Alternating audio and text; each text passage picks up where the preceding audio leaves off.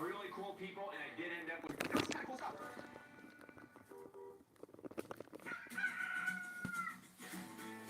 On a scale of 1 to 10, I would give you a 7, dude. I give you a 6. Whatever. And the reason I give you a 6 is because you got that Swanker. You got that cowboy swagger. The older I'm getting, it seems like I get tired all the time. I mean, you know what I did for my birthday? What? Me and this lady friend, we stayed home and watched Sex in the City. My birthday. Was it good? I felt.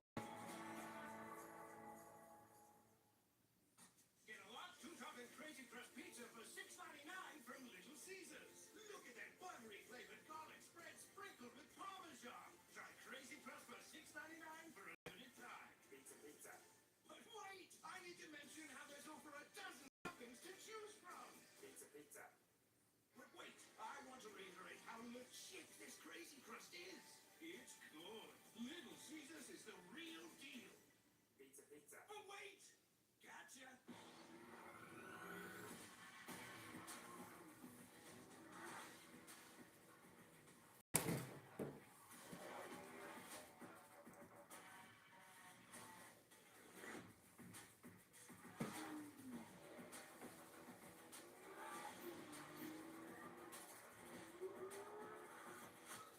Hurry in to the Acura Summer of Performance event going on now.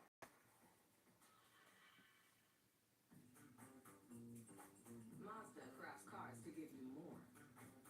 More comfort. More room. More peace of mind. Standard. Because when you leave nothing out, you get more to move you. Much more you get at Mazda today. Take advantage of this exceptional offer at Neva Mazda.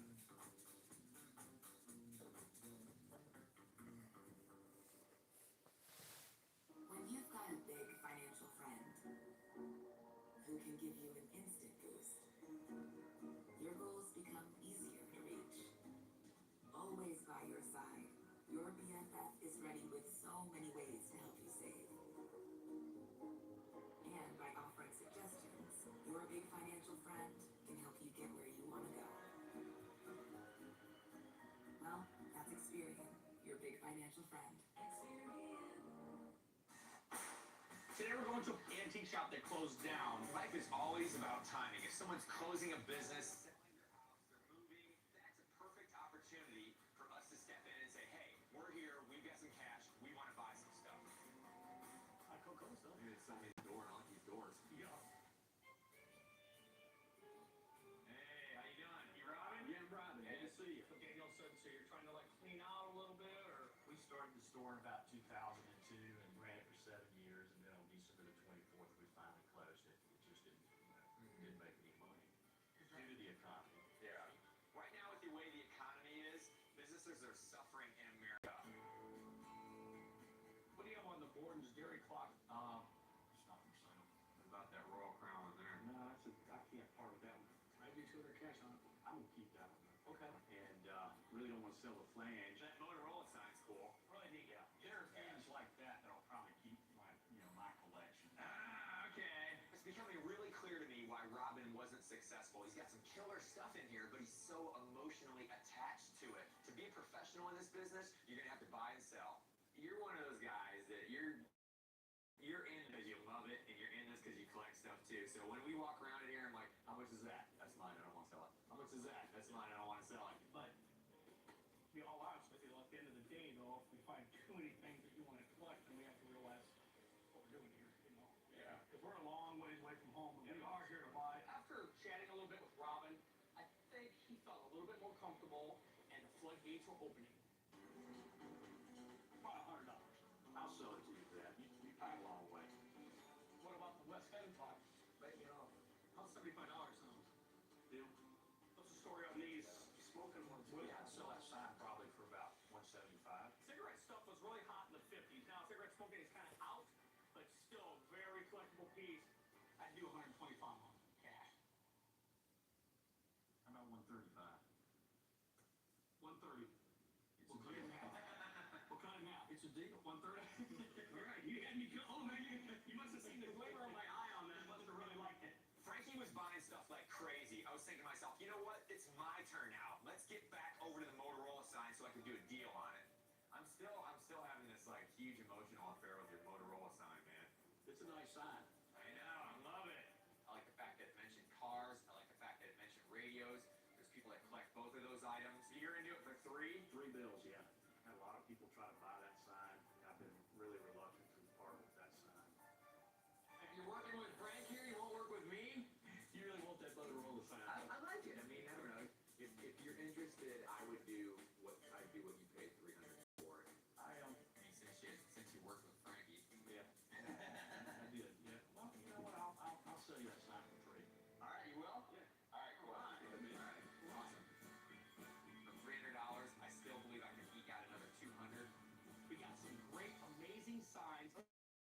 slide the big one, someone will slide those next to it.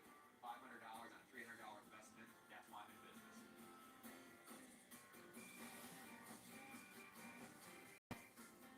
I don't want to get no tetanus shot.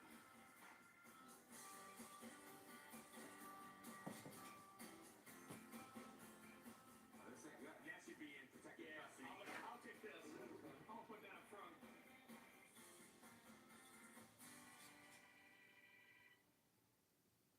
Can you think of any leads at all? I'm talking like totally off the cuff stuff. You know, there's a place down the road here I think that you guys will really like. It's the Harmless Tree Farm. Yeah. I think you'll really, really like this girl. She's very colorful. All right. Oh, what's colorful mean? Means she ain't gonna take no crap. That's it. Yeah. Anytime we can go somewhere with somebody that's already been there, they kind of get us in, you know. We're just not like cold calling. You'll really like this lady. Yeah. Thank you, sir. Thank you. Yeah, bye. Nice to meet you. I'm Frank. So how's the Christmas tree business? It's slow now. You want to buy one? No. Can we look around a little bit? Y'all go ahead and look around. Everything's for sale. I would like to see. Hey, I'd even sell this man right here. My first impression of Diane was a lot of life in this gal. I could tell right away it was going to be a really fun afternoon. Has anybody ever told you before that you look like Dolly Parton? Yeah. I ain't got money nor boobs, so y'all come on in. Ooh, look at the colors. We were looking around a little bit, and I was pretty much just seeing a bunch of farm implement stuff, which I see all the time. And then I got back to the back area and seen the cash registers. National cash registers, they're very common, but I don't see a lot of them this good a shape. What about something like this, Diane? The work? Yeah. When I look at a cash register, first thing I'm looking at is how ornate it is. Second thing I look for is like brass and copper. What's it made of? Some of the early cash registers from the 1800s are really worth a lot of money.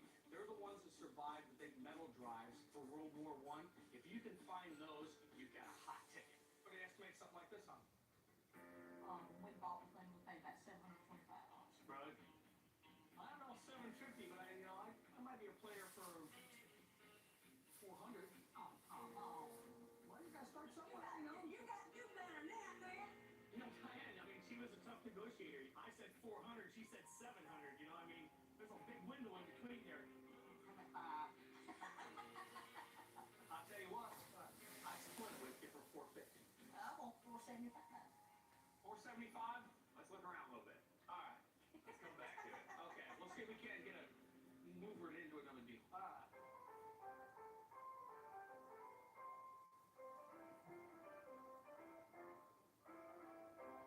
Does this thing work? Yes, it works. It still got the beer in it? I don't know if it has. Nice cool, Frankie. Ooh, wow. The moment I saw that monitor top GE fridge, I knew I had to have it. I love those things. They look like robots. They look like spacemen. Some of them even have a lever here.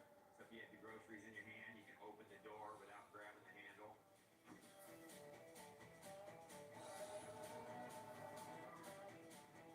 They're so cool. It's an early piece. She said it worked. I had to have it. What are you thinking on something like this?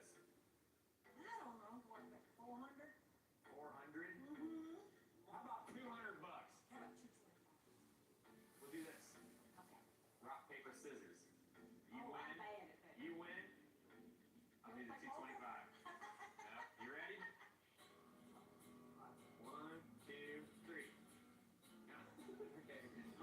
That's dynamite. That's dynamite. What the hell's dynamite? Dynamite. That's a southern thing. We blow up everything. Alright, rock, paper, scissors. You let me get the 1, coin out. 2, 3. Rock, smashes, scissors. You're done. Alright, 225. All right. I suppose you want to do that on the cash register. I will. So if I win, it's 450.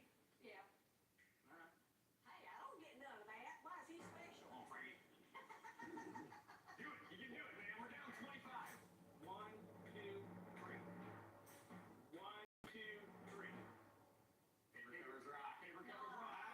Where we come from? We at 450? Yeah. All right. Let's touch and go there for a while. For a second, Diane, she was just so funny. Perfect day. We're back in church, Frankie. So you have like and stuff in here? Yeah, in church. I picked a lot of places, but I never picked a church. This is where you got the stage at, huh? Yeah, you want to sing us this tune? So you like Elvis, obviously. Oh, yeah. I told my husband that was the only man I'd leave him for. The day he died, my brother-in-law would come on and say, Gerald, you the most unluckiest man I know on earth. And Gerald said, why? He said, the only man that Diane said she'd ever leave you for just died. What can you tell me about this gas pump right here? How long have you had that? Gosh, I think we've had it probably about 15 years. That gas pump. I had to walk over there and check it out. I need to make it mine. This thing's got patina. You can see the age. You can see the life in it. It's got the original SO on top of it. It's a clock-based pump. What's up, everybody? Just watching American Pickers. What would you have to have for something like that? I don't know. What do you think? Thinking like $6.50. 670. You should have started at 6. You know she'd have went up before here. Damn, you didn't get the game? How about this? I do the $6.75 if you throw in 2 hot dogs. I'll do it. Two of And we'll each. do dynamite again next time. Who's gonna buy it? Guys that are into transportation, anything. Whatever it is, if you're doing an old service station, you're gonna have this pump. All right. Okay, you on? Yeah. Alright. About time. At the end of the day, we made a good decision by going 5 minutes down the road with Robin. We never would have found that place. It was a Christmas tree farm. We wouldn't have stopped. But Danielle put us in touch with Robin that led that chain of events to that great pick that day. It was an awesome day. We made some money. I'm happy to be in the South. High five it.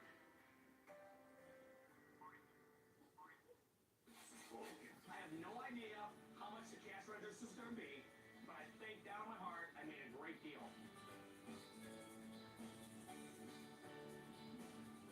That's pretty cool, man.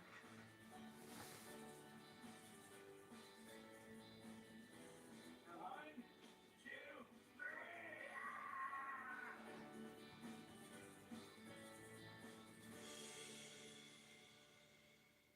You take care. Y'all have a safe trip. All right, thank you for your hospitality. Later, Dean. Come back and see us. You're right. Thank you so much. You know, safe. Thank you.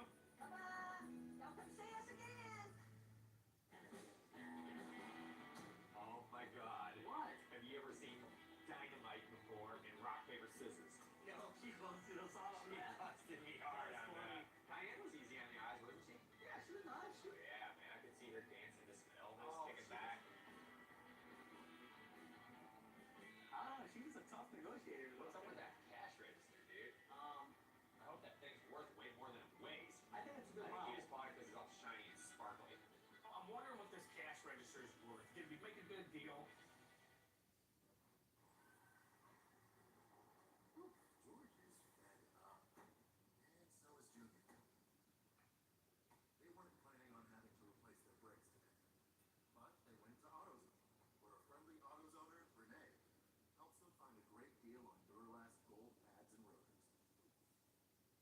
No headaches, just the right parts, and friendly service.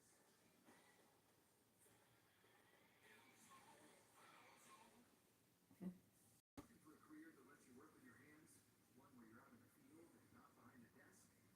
SJBC welcomes you to attend our Skilled Trades Night. Experience what it's like to study in one of SJBC's hands-on trades career training programs.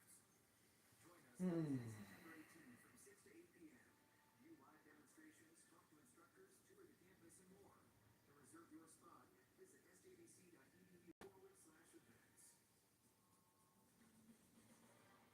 At Sierra, Jack discovered great pickleball gear at incredible prices, which led to another discovery.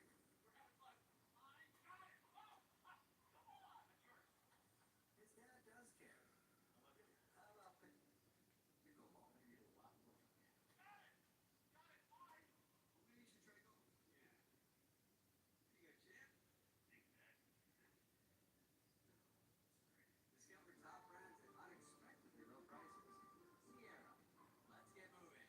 Want restaurant quality meals that actually support your wellness goals? Hi, my name's Pete. Been a chef for the past 25 years. Spent the last 7 years at Factor. Ready-to-eat meal delivery services are not created at Factor. It's first nutrition and flavor. They first and foremost when we create anything. Everything is done from scratch every single day. All our meals are easy, perfectly portioned, and macro friendly. If you're wanting to cut calories, add some more proteins to your diet, or just eat delicious,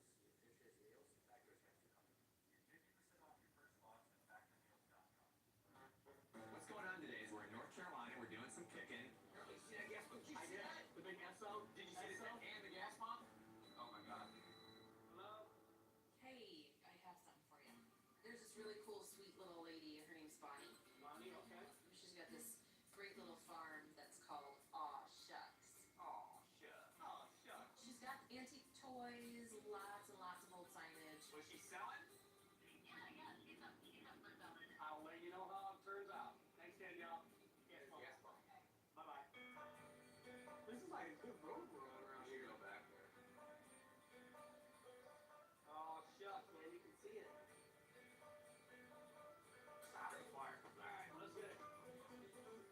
Place looks cool, man. Hey, how you doing? Hey guys, Hi. how are y'all? Good. This place has got the southern charm. Well, thanks. Hey, I'm Mike. Welcome to North That's Carolina. Frank. Pleasure. Hey, nice to meet you. Hi. How you doing? Pleasure. Butch is a big guy. He is. You got in here to rough this up a little bit? Maybe you can help lift some stuff, huh? Yeah.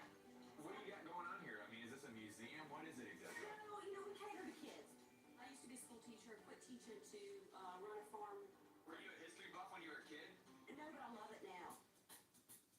Tell me the story of this train car. The train was built in 1860, and we were told it's the oldest wooden passenger car on the East Coast. So when we got it, it don't look nothing like that. It Oh, I'm was, sure. Oh. it was, you got pictures of it in there, it's real. It was rough. I mean, it was not anything like that, but we do know it was off of the Seaboard train line. The detail is amazing. We are actually still in the process of restoring it. Here's your stuff you found This inside. wall over here will come out. This is an old mail hook, and you push the lever, and the hook would come up like this, and this, driving by, the mail would get caught on this, They hit it, huh? would come in here and hold on to it, and then they take it on into Charlotte.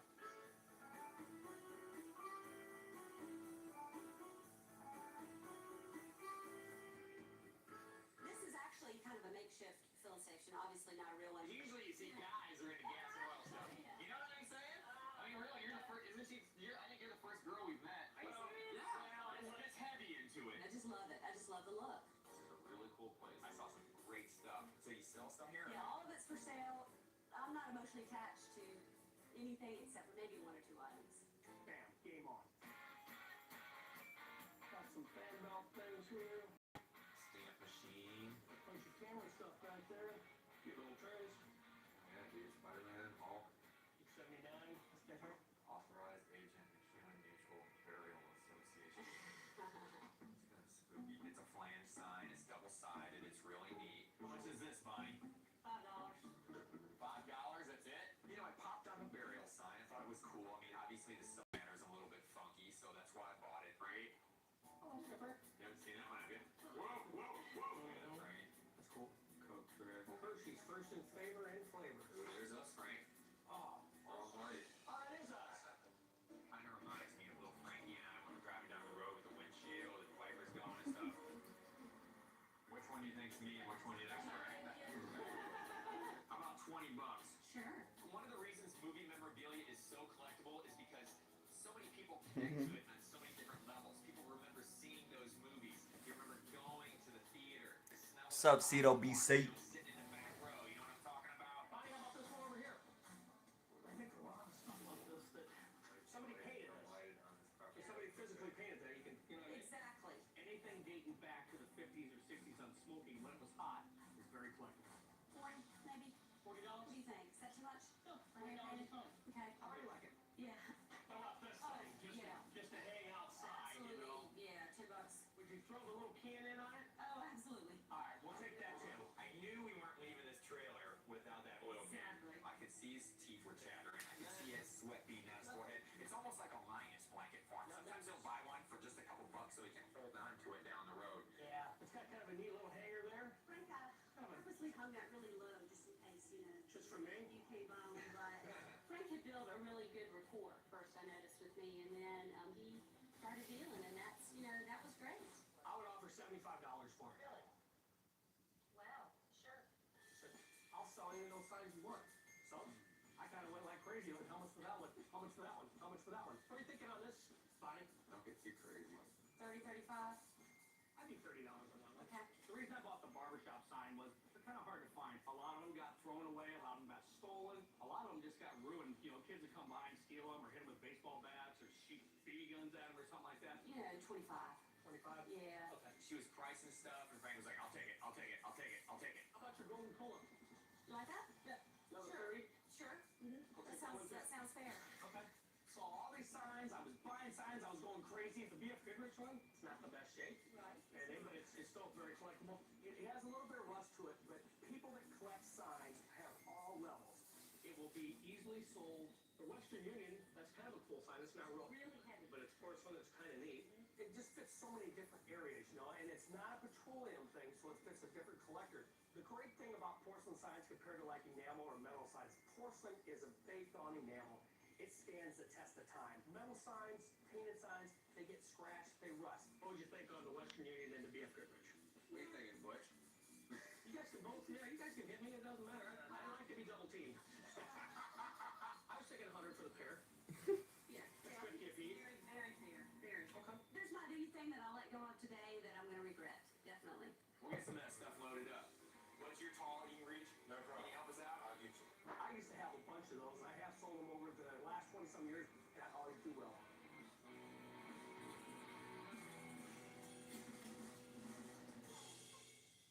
This is really cool. Man, when you spotted that, I was like, wow. Looks just like me. That does look like you. It does.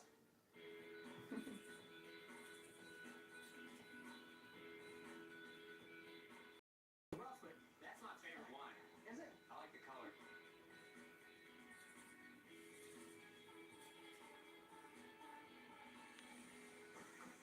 You know you're going to have to do all this work, did you? I would say just about every sign that I bought would double my money. I think there's maybe 2 signs out of there I could do a little bit better.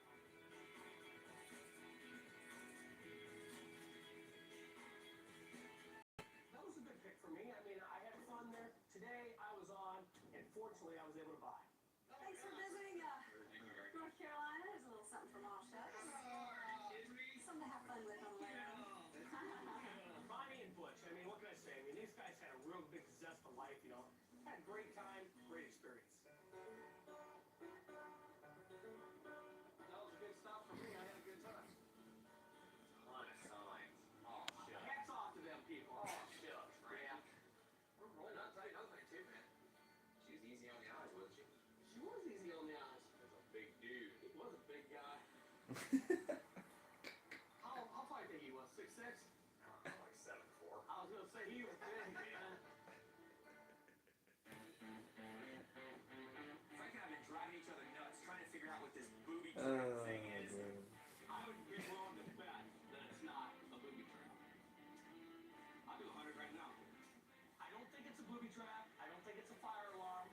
Why would they have AAA on the back of it? I don't know. I mean, what do you even call it? What do you call it? I don't know. Since it's the AAA, you would think it's some kind of Automotive thing? We're lucky we got a hold of a guy on the internet named Jerry. We're gonna see what he can tell us about it. Basically, he's gonna give us an appraisal on it. What do you bet this guy says this is a mousetrap? he ain't gonna say it's a mouse trap. He's gonna say it's like a rat I trap or don't know. Maybe something. we'll pick his brain. Hey, how you doing? Hey, how are you? Yeah. Jerry Bruce. Jerry Frank Fritz. Yeah, Mike Wolf. I'm doing good. This thing is, it's been haunting us all these miles. We just wanted to know what the hell it was. The guy that we bought it from, the way he described it to us was this hung on a window, and then the string hooked to something when somebody came in and blasted you in the head. Well, it was like an old burglar alarm. Y'all sent me pictures and Yeah. things, and I looked it up through the U.S. Patent Office. I know. Oh, he's got the schematic. Yeah, that's there. it. It was patented in 1938. It's not a killer or rat killer. It's a device for checking brakes on automobiles. Man, talk about a couple of suckers. Buddy had us reeled in from the get-go. You can't win them all. I hated to bust their double, but I did. What do you think it's worth? I'm gonna say it's worth in $75 to $100 range. If you find some collector, I'm sure they're probably still talking about us in North Carolina.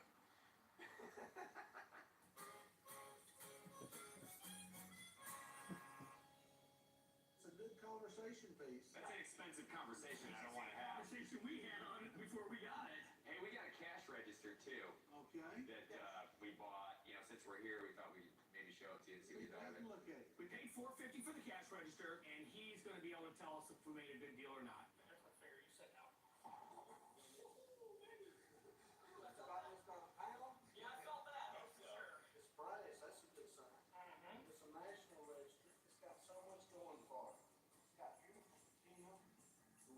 great, all the lettering was great. Do you think there's still a strong market for these? Or Absolutely. The people that really collect national cash registers, each register has a number. This is the model number. Oh, right there, 45 and 3/4. 45 and 3/4. The small ones like there'll be a 28 and a 29. And if the people that are really serious about collecting them want one of everything, I'm gonna say it's been restored. Okay. Okay. But Does that hurt it? Yeah. no, it probably helps it. What do you think somebody would have spent to restore a register like this? Easily $500 to $700. Really? I'm gonna say it's worth between $800 and $1,000. Yeah. That eases the pain a little bit on the booby Yeah. trap. It was great to find out that we made a good decision on the cash register. You win some, you lose some. In this game, as long as we're hitting more home runs than we are strikeouts, we're still doing good. Thank you very much for letting us come in on such a short notice and check that thing You're out. welcome. Glad to have you.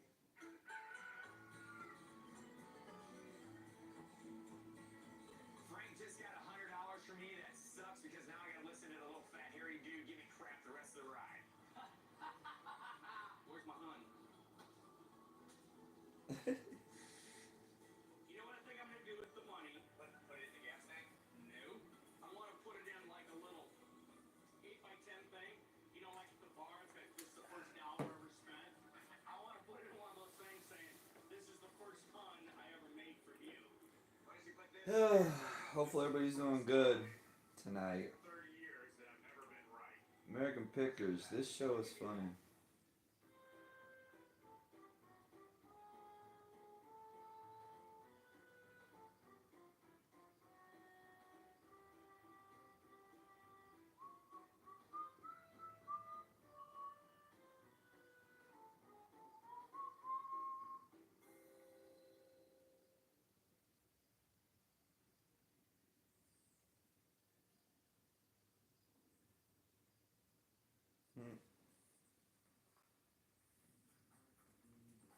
Mazda crafts cars to give you more. More comfort. More peace of mind. Standard. Because when you leave nothing out, you get more to move you. See how much more you get at Mazda today. Take advantage of this exceptional offer at Maven Mazda.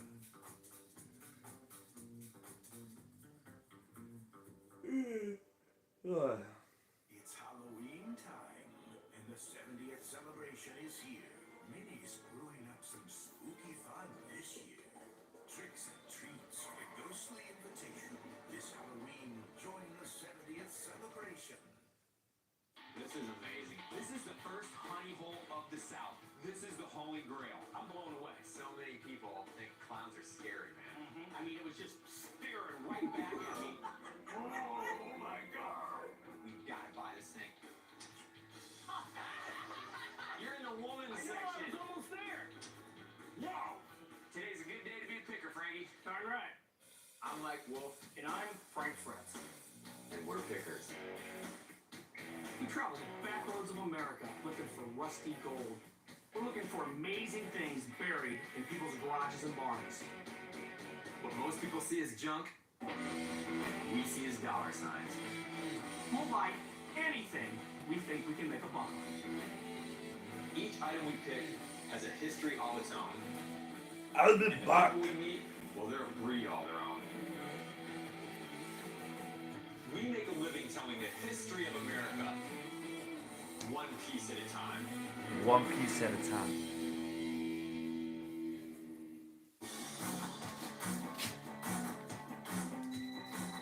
Danielle calling. Here we go. It's good she's calling. I mean, she's got something. Hey, she's awake. Yes. Hey, I wanted to call and let you know about there's this guy named Nathan and he has a son named Dakota. Dakota actually, he's like a little picker, which I think is really cute. He reminds me of a little Mike. That's scary. What's the scoop on him? I mean, he's got everything. They come from a town, get this, called Pickens. Yeah. Let's go to Pickens. Maybe they'll have a parade for us. Maybe they will. All right, cool, man. All right, send us the coordinates and we'll get right on it. Okay. Later. See ya. Woo! Best meal in the South. I think I'm gonna go for the catfish and hush puppies. I think my best meal was we had that rice and bell pepper soup. Oh yeah, that was good. You know what else? Good stuff. It was free. It was free. That was my best. We're in Pickens County, South Carolina. How perfect is that for us? We're gonna swing by and check out Nathan and his son Dakota. These guys are both pickers. It's fascinating to me that this kid is so young and he's a picker. We usually don't pick pickers, but all pickers don't pick the same stuff. So hopefully this guy's got some different stuff we might be interested in. How's it going? Mike. Nathan Gamble? Hey, my name's Frank Frisk. How you doing? Man. I know. Dude, look at that. Holy crap. Gee, he's bigger than I am. We heard that you're called Dakota the Kid around here because you got a fast draw when it comes to finding something cool. I guess so. How long you guys been doing this? I've been doing it. I was about 19. I started dumpster diving. Yeah. And after that, it was on. So, Get hooked. I mean, the guy started out just like Frankie and I, dumpster diving for a living. So I'm really interested to see what a younger guy and his son is gonna find collectible. there's just stuff everywhere. You just really got to get in there and dig. Gotta dig on in. Yeah, some of it's vintage, some of it's newer. I look for anything that's new. You got a good eye. We're gonna do a big old cannonball right in the center of a big junk pile and see if we can come out of there with something rusty gold. There's stuff everywhere on shelves. Oh, yeah. Toys over here. This is like the honey hole porch. Yeah, kind of. All right. You know, one thing I was really excited about was that he was like, look around, you guys. Everything here's for sale. About your creature feature, man. I'll take 10 on it. About $5. How about 10? I'm almost over it. I'm almost putting it back. Alright, I'm 5. Hey, what do you think this is? Like a little toothpick holder or eyeglass washer or something? I'll take it's a toothpick holder. I'll take 10 on it. I need 5 on it. All right, $5. It's got Indian on the front. It's made of swirl glass. It's kind of like a milk glass. It was really cool, and I only paid $5 for it. A lot of the times you can't buy stuff from these people because their prices are high and they don't want to budge, but this guy was different. What do you get on your Coca-Cola button? 25. 25. All right. Like a deal. The reason he likes to sell is because it gives him more fuel so you can buy more stuff. How about this Volkswagen car? I'm going to get it for 15. About 10. All right, you got your deal. Alright. The guy understands the business. He's just like us. He's not holding on to something for the last dollar out of it. When I saw that bike sitting there, I was like, oh my god, is that really a Molten? This Molten's kind of cool. Yeah, I thought it was kind of neat. I ain't never seen one like it. Molten bicycles are high dollar bikes. That is an interesting bike. Molten Bicycle Company had started in 1964. They're still in business today. They're handmade in England. Molten was kind of a pioneer of front and rear suspension bikes, just really funky front and rear racks. This company's actually still in business. I knew I had to have it. This is a really nice bike. I'll take $60. I don't know, would you do 40? About 45. Alright, I'd do 45.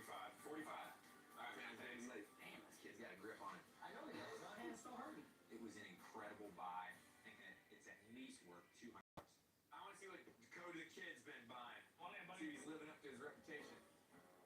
There's some of Dakota's funds right there. Cameras. Dakota the Kid, this is it. You making money picking? Yeah. Yeah. So I mean, do you you keep track? You have monthly income going? Yeah. Yeah. That's good. I mean, this kid's 14 years old. He's already making money at his age doing this. So what do you think about him following in your footsteps? I like it. He's always out there like, Dad, come here, look at this, you know. And To be a good picker, you have to have that sense of curiosity, that sense of adventure, that sense of every day thinking you can discover something. And when you see a kid that's at that age, it kind of reminds us a little bit of how we feel when we're doing our job now. I think what's neat is you guys are doing this together. Oh, It's yeah. hard to find some connection, you know, somebody's like, hey, you know, let's go play soccer, or I'll have a Fishing. connection with my kid, or fishing, or whatever it is. I mean, it's really cool for us to see this because you guys are picking together.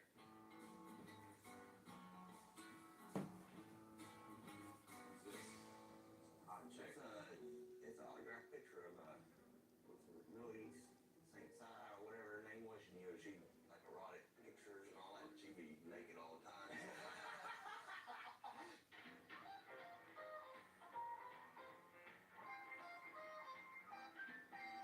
How about 15? You know what? You got yourself a deal on that. All right.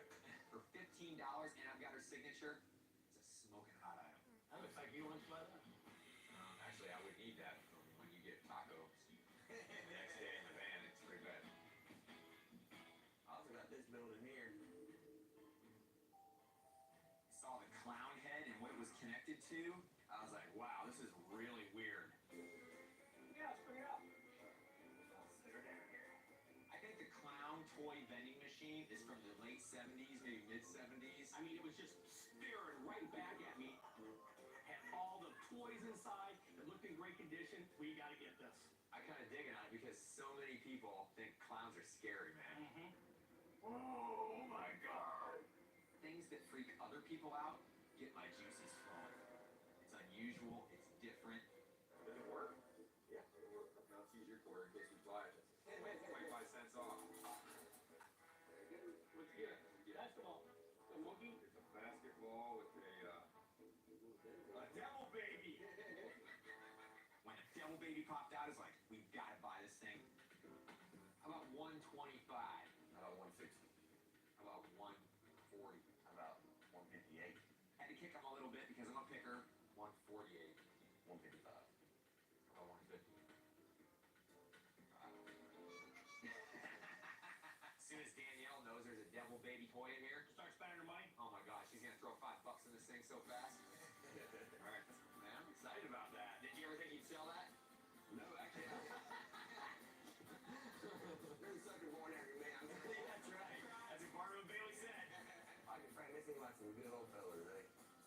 They seem to know what they're doing, and I like them. That's our baby. For $150, that's $300 worth of fun all day long. I paid $25 for the Coke button. Thought that was a real fair price. It's got to be worth $70 back where I live. I bought a molten bicycle made in England in the hills of South Carolina. I mean, come on, this was a good day. Dakota, get up every day, man, and believe that you can do it. Believe you're gonna find something, and you will, believe me. Sometimes the stuff will end up finding you. That's right. The pick was really good. I mean, the guy had an eclectic mix of things. He really did have a good eye, and it was really neat that he was teaching his son how to do this too. With young guys like that, the art of picking will never die. It's nice to see some young kids showing some interest. All right, let's go, Danielle. What's up? Danielle, what's going on? Doing inventory. Sounds like you got it under control. Looks like you're doing a great job. Sounds like we never need to come home then. So I was gonna talk to you about that anyway, because I feel left out. I wanted to see if I might be able to go on the next with you guys. You're breaking up. What'd you say? Are you kidding me? Because I can hear you just fine. I heard you say something about you were dreaming that you could go on a pick with us. Is that was correct? One, that's it. I don't think you realize how important and vital your position is. Yeah, you're important. At antique archaeology. I'm sorry, you're breaking up. I'll tell you what. This is what I'm going to do for you. I'll take you to a garage sale. I'll see how you perform there, and then we'll just go from there. How's that sound? Well, we're gonna use your money at the garage sale, right? That's fine. That's fine. Okay. Go sell something. Sell something, and we'll touch base. Garage sale. Wasted talent. That's what I am.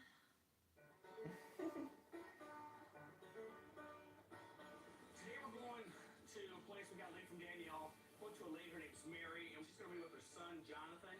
They got a lot of outbuildings. They inherited all this stuff from their uncle, and they just don't know what they're going to do with this stuff. So hopefully we can, help them out. 300 acres of stuff. We better be able to find something.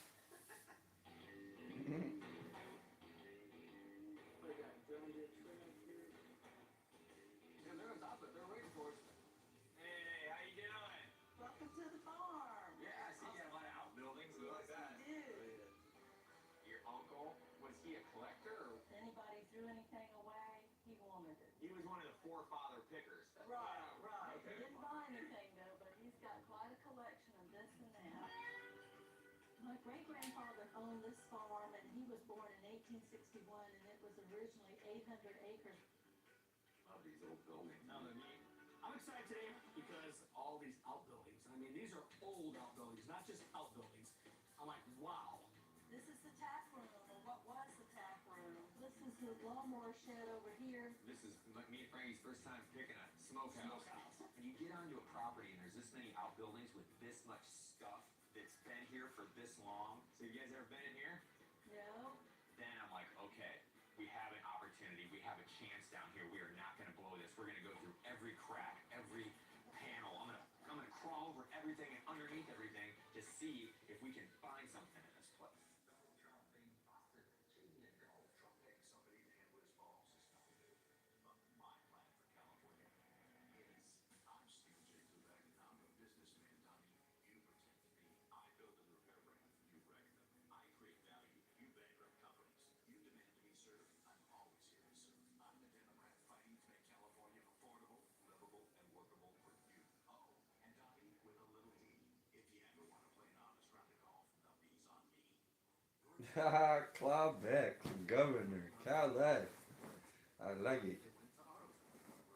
Free golf.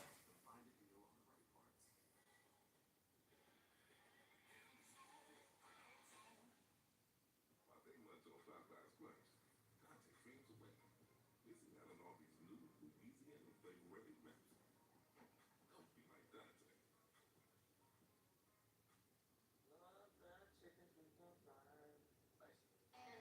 If you like rusty metal, you're in rusty metal heaven. How about this old license plate placard? How about $10, Mary? That sounds like a deal. For who, me or you? For me. Okay. Hey, Mary, what about this radio here? About $20. Sold. What'd you do, 10? 15 since you like it so much. I like it. I'm gonna do 15. I love that. I bought the old lawn chair because it kind of reminded me of like a Knoll strap chair. It had really thick webbing. Lawn chairs as a whole are not worth a ton of money, but I didn't pay a lot of money for it. It was just a really cool, funky piece. It was impulse buy.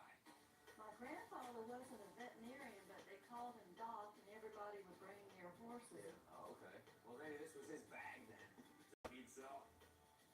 I probably would. I like the doctor bag. I like the story. How about $10? Sure. It was leather. It was really thick. It was made well. It was $10. It was cool. My grandmother had a chicken house, and the first thing I did was go out there and get the eggs before I go in there to see her. What's cool about walking around a property with a relative is you start seeing things completely different. See that chain up there? Yeah, I saw that. They, where the dairy farm was, they would go get a cow and butcher it, and they'd hang it up from that limb. We just felt really connected with everything because each place we went to, they had a story. I used to hang a bunch of deer skins back here. And There's some still laying on the floor. Oh, yeah. Almost like reading a book and you're turning each page. I've seen this school bell. It was probably made in the late 1800s.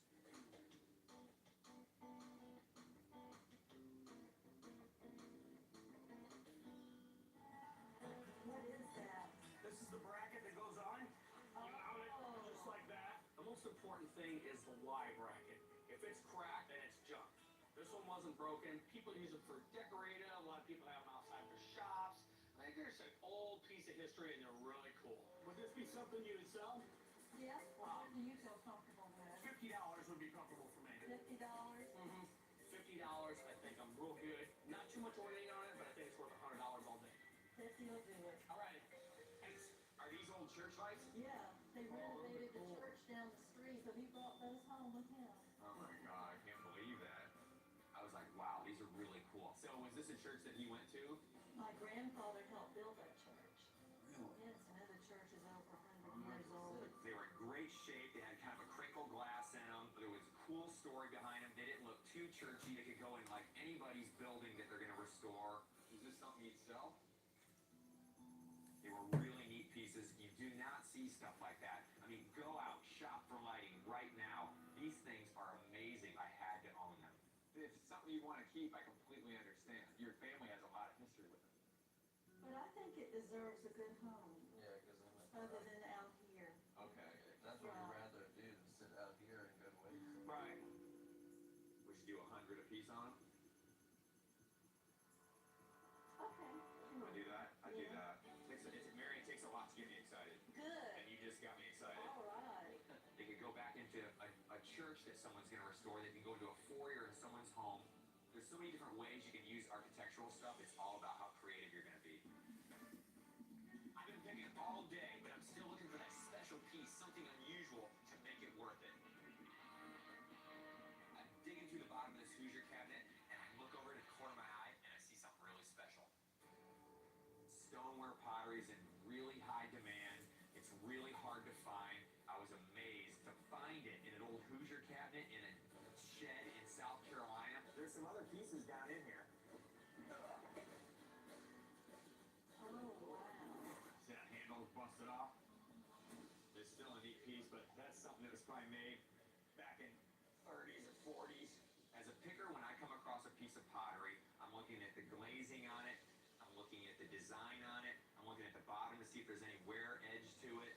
This would be like an early mason jar, made out of stoneware. That's kind of cool. I'm looking for the quality of the piece. I'm looking for any kind of advertising, any kind of design on the piece at all. This piece right here is marked Pennsylvania. It's marked Greensboro, PA, Hamilton, and Jones.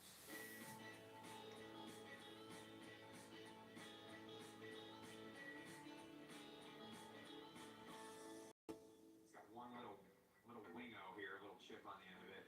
This one here looks like about from the same time period. There's no advertising on it. Is this a piece that you consider selling? I like this one. I like the way the handle's got some detail to it. It's really difficult to find any of this salt glazed pottery from the 1800s, especially with the cobalt blue design on it, the advertising. Most of it didn't survive. It was broken, it was chipped. This was an incredible piece in amazing condition. I'd do $100 on it.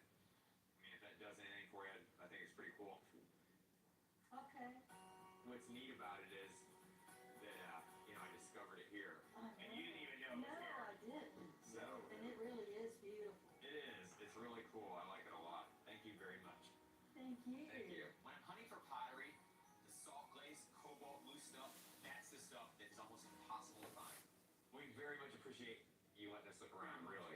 I appreciate both of you coming. It was an honor for my uncle, for y'all to come out here and look at all of his treasures. It was more our honor. It was more our honor, really. And my uncle would have been, as we say in the South, in hog heaven, out here with them, showing them all these treasures of days gone by. He'd have loved it. Jonathan and Mary epitomize Southern hospitality. They're so nice, so gracious. Hurry up! We're gonna listen to Illinois, Iowa.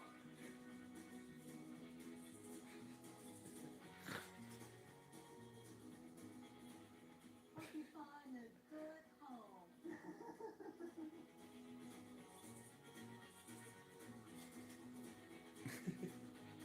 I'm just gonna have this emotional affair with this baby right here, right now. I'm just gonna hold it tight. Go home. Stoneware jug that I found, I bought for $100. I'm gonna ask $300. Mary, she was such a sweet, nice Southern belle. Great hospitality. Thanks so much. Thanks. I'm happy about those school bells. They're fired up. Those things are cool. You are a dingo. Ding, ding, ding, ding, ding. I'm fired up on those. Danny's calling. Alright. Hey girl, what's up? So let's just shorthand this and you can start kissing my feet right now because I haven't got it. Okay, what the hell is it?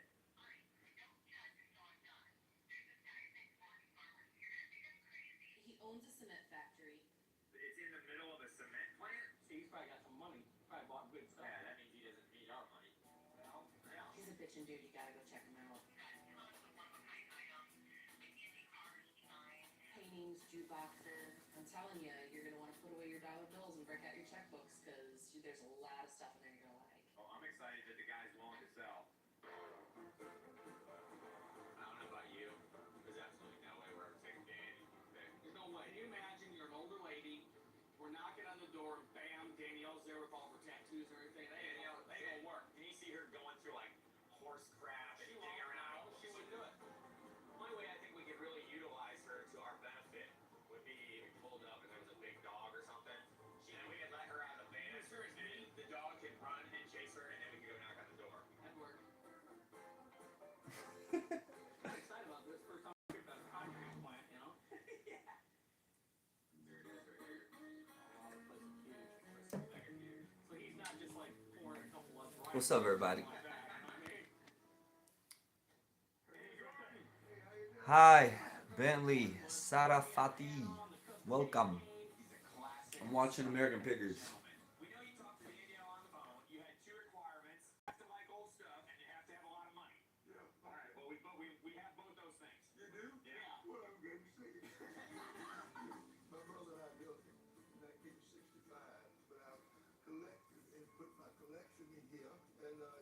see what I've got. I've been collecting for 84 years. Wow. I started when I was about 5 years old. Collecting marbles, glass marbles, and Indian arrowhead. Let's take a look, Gordon, see what you got. Whoa. Gordon, you weren't kidding. It's a lot to take in here. You got me excited now. When you're a picker or a collector of any sort, this is the kind of place that you dream about. He's got a little bit of everything in here. You got a good eye. You got good taste. I'm sure a lot of this stuff we see in here, you're going to be able to tell us quite a bit about it, and that's what we like about our job with the history. Here's an old World War II pilot's leather skull cap. Let me see if it fits. I was in World War II. You were in World War II? Yeah, Thank you. I was in the 8th Air Force, flying over B-17 in the Air Force. That's a good item right there. You don't see those for sale anymore. Fits good. What would you have to have for that? Make that offer. About $60. I'll do that. I like it. I bought the leather pilot skull cap because it's a World War II item and it's really soft. I mean, it's still plush leather. A lot of those, when you find those, they're so dried out, and if you touch them, they're just brittle and they'll break apart. This one was in really nice condition. It still had a little bit of the headset gear in it. You know, for $60, I think it's an amazing item. Thank you. Okay, you're welcome. Good, okay. Bye. Oh, something like this, James Bond car. The early James Bond tin toys are hot items. Every time a new James Bond movie comes out, the interest comes back.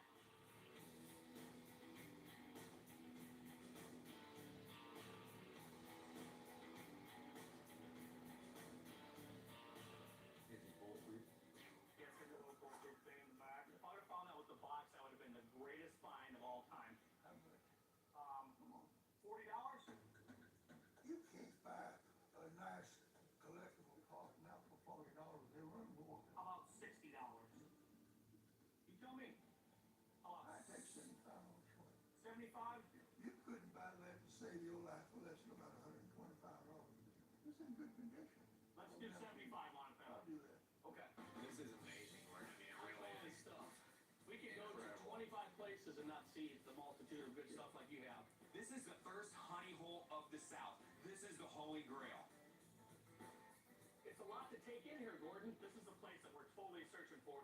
This is the place we're going to be able to get some of the big ticket items. Mike, we're only just like trusting on the surface Sometimes here. when the weather's bad, you know, and I can't go out here and peek it, I just come down here and open the door and look. Yeah, you got your own stuff. Visit my own shop. God, frankly, look at this. This is amazing, isn't it? It was the kind of general store that's different from most general stores because he just had a multitude of everything. And it wasn't all totally displayed, but a lot of it's just sitting on the ground too. I'm blown away. Gordon, is this gumball or peanut? No, that's the art machine. Okay. What year is something like that from? I'd say it's the 30s. It's got the key. The key is the key to that because without the key you can't read phone. Peanut machines were as popular as gum machines. They both made their first appearance in train stations. This piece is real special because of the peanut shape. What do you want for this? Well, make me an offer. Let's see what it say. $100? I'll do that. I bought the peanut dispenser because it was in really amazing condition. A lot of people collect that kind of stuff for soda fountains that they're doing. It wasn't a lot of money, $100. I was really happy to get it. Is that right? Oh, it's a chewing gum. It's a chewing gum thing here. It's got a nice wrap in the front here. It's kind of rusty on the thing.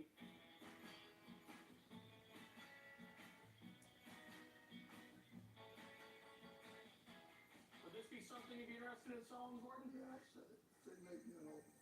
Okay, I'm gonna say $100. It's kind of rusty. If it was a I say that, you know, right. But I'll say okay for 100. I think it's worth $100. okay, you feel comfortable. That's where I'm comfortable. Yeah, okay. If I didn't want to get rid of some of this stuff, I would do it. Gordon is ready to sell at this point because he's already talked to his kids about the stuff. They don't have any interest in it, and he doesn't want it to be a burden to them. I just realized I'm not doing anything with it.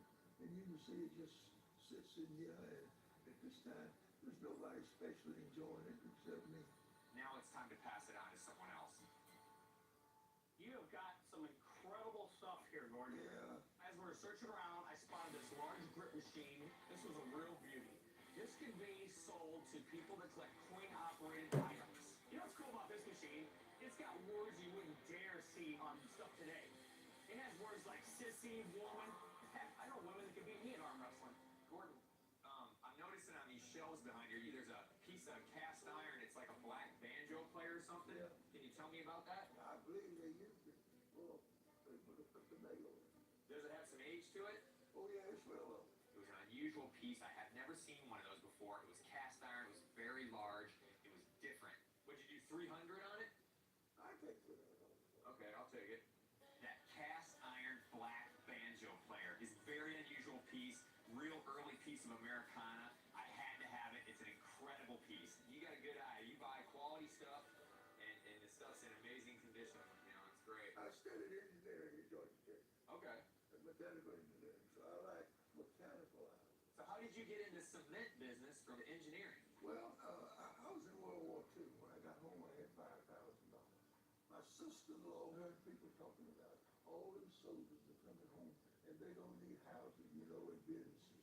She says, why don't you go into concrete block business? No, man, you knew nothing about the concrete block. No, I didn't. I had a friend in Atlanta that had a big block plant, so I went to talk to him. He says, you can't start paying inventory for $5,000, but I didn't pay attention to it. When you're looking around through this place and you realize that not too many people have walked in there other than him and his relatives, really, as a picker, you feel blessed. That cherry thing's cool. Cherry smash. It was made in Arlington. It was sold as a syrup and dispensed in stores with soda water. The flavor vanished in 1933, but the syrup container, if not damaged, can be worth up to thousands of dollars. That's the big. Gordon, usually if I pick something up and somebody goes, woo, that means it's very expensive. It is expensive. How much is something like that? $1,400. 1,400. I bet. I mean, the graphics are beautiful. Yeah, they sold one at auction for $2,800. 2,800. Recently? Yeah. That's gotta make you feel good, doesn't it? When you got something like that and you bought it and you're like, hey, that's bringing a lot more than I I paid. bought it from a dealer, and before I got home, I had other dealers calling me up. When you buy it? Out. Says, I know what you paid for it. I'll double your money. Hey, Gordon, I bought the one chewing gum dispenser over here. Here's another chewing gum I dispenser. bought that from Antique Dealer in Atlanta. It's got great advertising on it. You can see the actual chewing gum come down to you. You just don't see those very often. It's a great piece. Would you let something like that go for? That's all right, Shelly. Yeah, well, I like chewing gum stuff. I did think $600. I tell you what I would do. I would give 400 on it. I don't think I'd do that. Actually, I collect this stuff and look for it all the time. I haven't seen one of those for sale in all these big antique shows anywhere. He's pricing things. This guy's knowledgeable. I mean, he's not giving this stuff away. If I thought about it for a little while, maybe we'd come to terms, maybe split it. 6, I'm at 4, you're at I 5. think I'm gonna come off with 60. Okay. Alrighty, Clark, follow me. Shipments come in on Sunday. Chicken, broccoli, and rice. Every week. American Pickers. That's Too bad. for us. Dit is wat een watsing.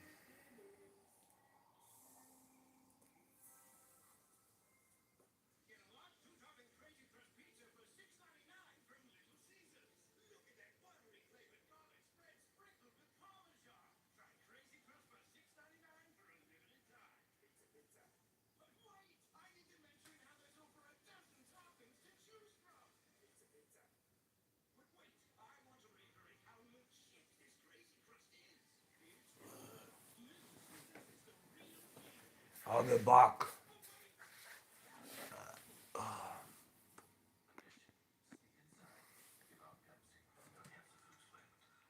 To Will and Diane, you go together like Pepsi and hot dog.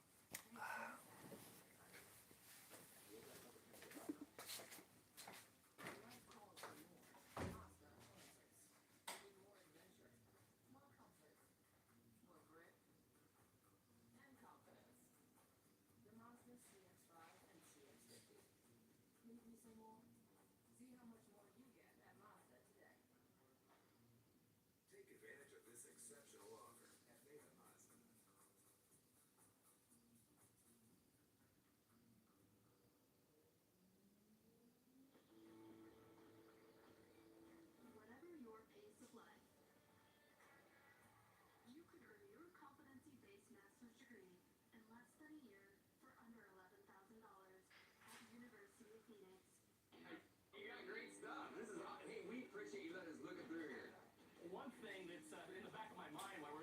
all this incredible stuff.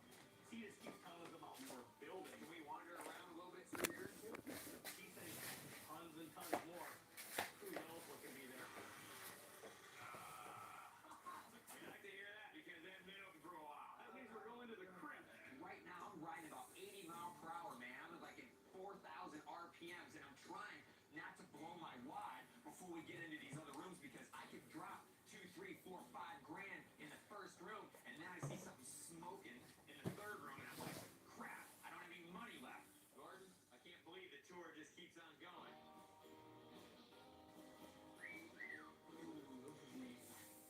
This is beautiful. I just bought this from a friend of mine. That is beautiful. I'm a member of the Antique Car Club of America, and I've got 4 or 5 real classic automobiles. We check out this Triumph sign over here. Gordon, what about this BSA motorcycle sign? Yeah, I say make me all.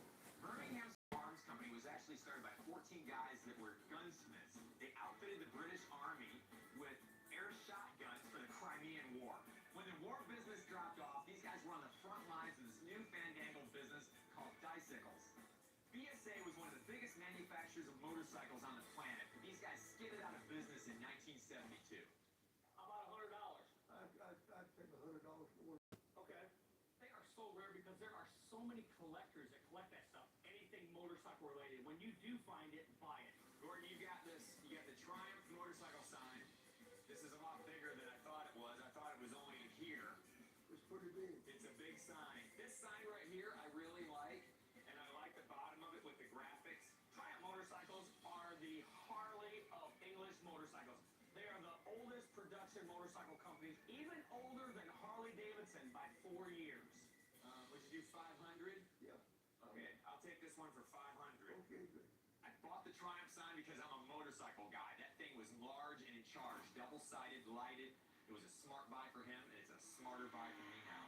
I'll sell you this. It's cheap. How much? Cheap. What's a car like this worth? Yeah, what's cheap? Well, Educate us. I paid $10,000 to have it painted.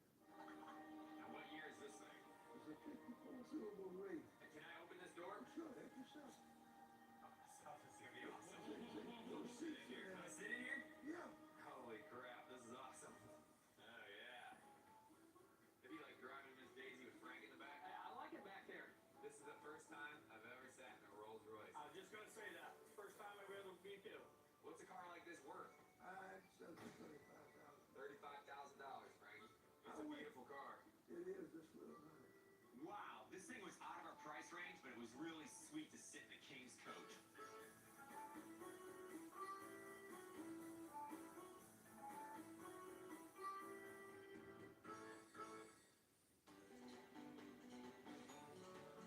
Ready to do this, Frankie?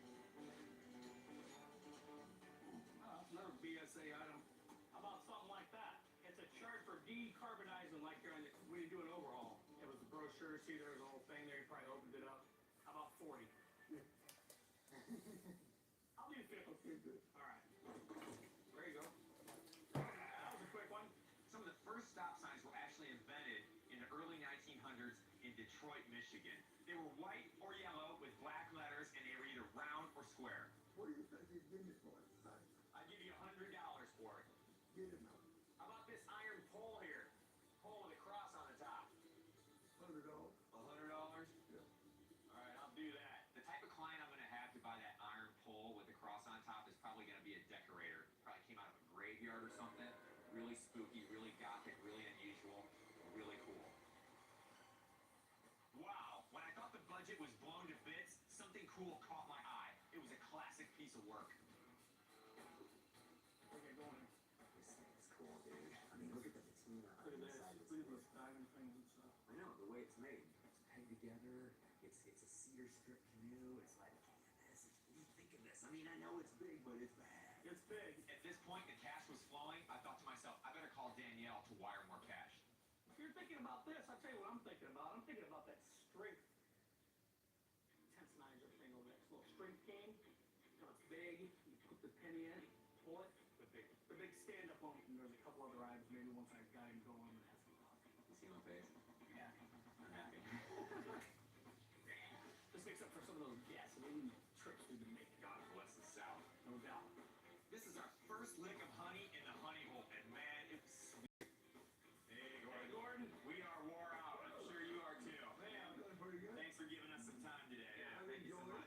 much seeing you. Let me see where we're at here. I'm liking that old canoe. Yeah, needs a little work, but it'd be real nice. It's beautiful. Can you give us an idea of the age of it? I'd say it's from the 40s. I need about 4. $400? Yeah. I'll take it for $400. Okay, good. All right, I like it. As long as we're dealing here, you have that strength tester over there.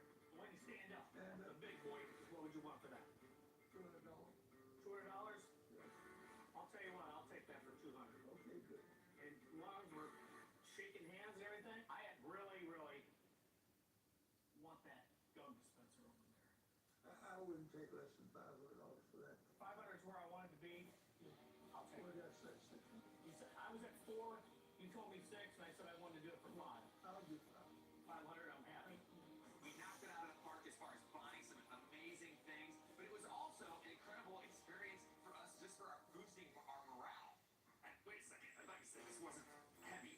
I'll get that in. I've enjoyed showing it and selling a few items and everything, and get people to appreciate stuff like I do. All right, now, here's what we do. Whoever gets the strongest grip, obviously they're going to be the grip master, and the grip master doesn't have to drive for the next 500 miles.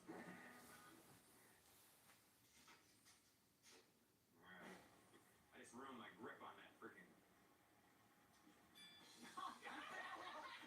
That one! You're in the woman's I know, I section. was almost there. You're right above the sissy. So what? I slept. All right, you slipped. Oh, really? Grip master. Watch out here. Wait. Oh yeah, you gotta do that. I'll do it for you like always. All right. You're lucky you didn't get to see a doctor. Whoa! I'm on the border of good and excellent. I am the grip master. Today's a good day to be a picker, Frankie. All right. Keep loading. Danielle did good on this one. Sure did.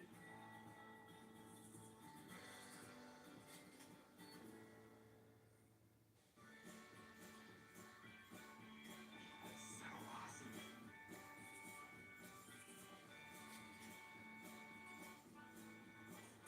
Smoking.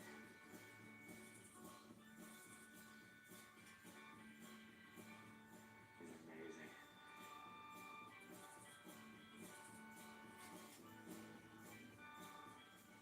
That's cool, man. Just wait to get all cleaned up. I know.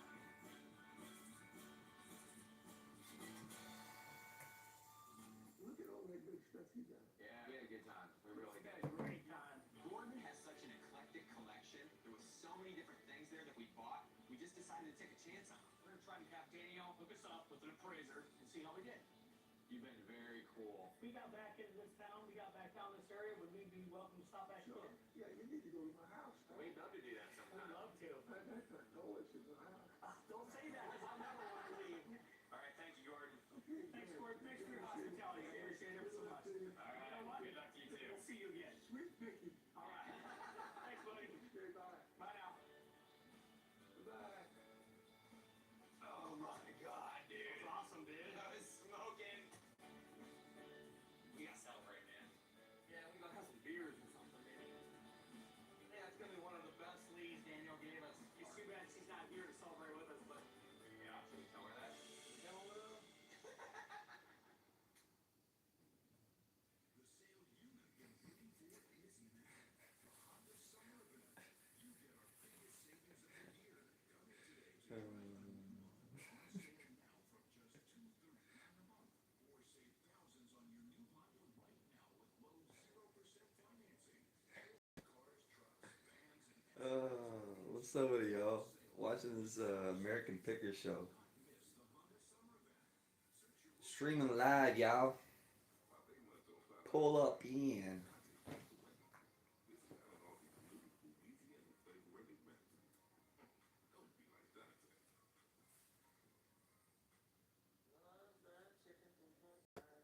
Get Greener Schnitzels' incredible $6 deal. 2 chili cheese dogs and chili cheese fries for just $6. Double chop baked pasta, kidney and golf drop egg. Somebody to handle his balls is told. My plan for California is I'm Steve J. Lubeck. I'm a businessman, Donnie. You pretend to be. I build a repair brand. You wreck them. Get it, Clawback. You Steven. demand to be served. I'm always here to serve. I'm the Democrat fighting to make California affordable, livable, and workable for you. Oh, and Donnie with a little D. If you ever want to play an honest round of golf, the B's on me. Ordinary is the opposite of beautiful. Because beauty excites. It energizes. It drops our jaws. Dilates our eyes. Makes us look twice. A beautiful home, a beautiful life, is something we create. And we can start right now at Floor and Decor. I think the gum machine's gonna be alright. I think there's gotta be some money to be made on it. I hope the appraiser can show me how it works. You didn't see if it worked before you paid that much? I just... Oh my god. We are going to take this gum dispensing machine to the appraiser and see what they think. Here's the moment of truth, dude. This gum dispenser, I feel good about it. I hope I did good. Hi, come on in. Dipper Freer, nice to meet you. Nice to meet you, buddy. I'm Frank. Ah, I see it. Let's see what treasures you found. Alrighty, hopefully it is a treasure. Oh, great. In our business, we call farm fresh. This is a great piece, obviously, from right at the turn of the century to have survived in glass. I was just looking at the patent date here on the bottom. It's really neat because, one, it was made in 1902, and it's intact. The insides are complete, and the glass sides and the etched front are still complete. I don't know what the bell situation is. It would actually ring the bell when a purchase was, when the coin went in. You can kind of see how the coin hits the chute and the bell. And yeah, I mean, that's exactly what I think you would hear. The Mansfield Pepsin gum machine is pretty rare in its own right. I do know that one came to market a few months ago, but they don't come to market that often. It was height of the industry at the time. It was quite a fancy little machine. Question is, what's it worth? I can tell you that one sold recently for $900. That sounds good, because we paid less than that for it, so... Congratulations. It's hard to find great things. I made a good purchase, had a great day.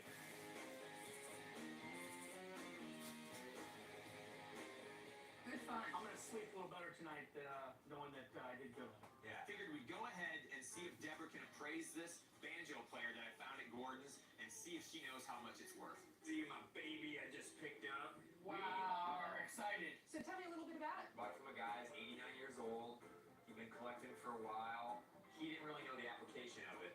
But, you know, I mean, I know black Americana's hot. Mm-hmm. And, you know, I stepped up to the plate. He stepped up on it. I mean, I was like, whoa, you must know something I don't. Black Americana is a niche market. There are some people who find it politically correct, and there are other people who actively seek it. And that's because it represents an interesting and unique place in American history. This has really got a lot going on, and you're not going to believe what this is. Here, Tell me what it is, let me please. see. Hold on to him, or... Okay, so imagine this is sitting up. Imagine it's bolted onto something, and there are two of them, and they're sitting in your place. He had 2 or 3 other fireplace things. The other thing is look at the oxidation in the back.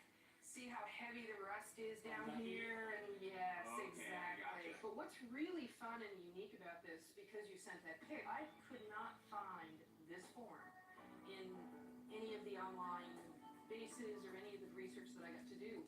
So I think you've got a really rare image here. When Deborah said the black banjo piece was rare, I had cash registers ringing in my head, man. When you were doing your research, though, you found other black minstrel pieces that were andirons? Yes, but they're not as nice as this. This is very well articulated. The casting is good. You know, the pitting's not bad. It's, you know, solid piece. It is. It is. At the end of the day, I need to make some money, so what can you tell me what the value of it is? And when he popped on it, I went, whoa. Actually, I based on the research that I did, I think if you were to sell it to a collector, you could probably get $1,600 for it. All right, Frankie. Yeah. All right. So at $300, and I turn that into $600, that's a good week for me. Thank you so Thanks much. again. All right. Thanks a lot. Get out of your hair. All righty. Great meeting you. Thanks you. Thank you very much.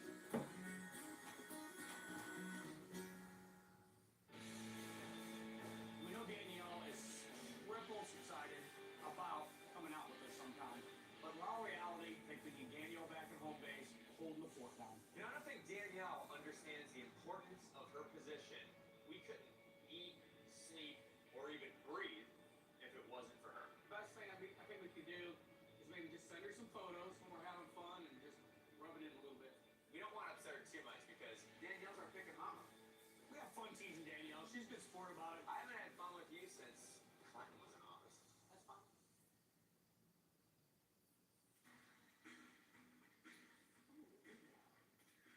Oh, look at this so fun. All right, rub it in. You guys are having an awesome time. Get you next time.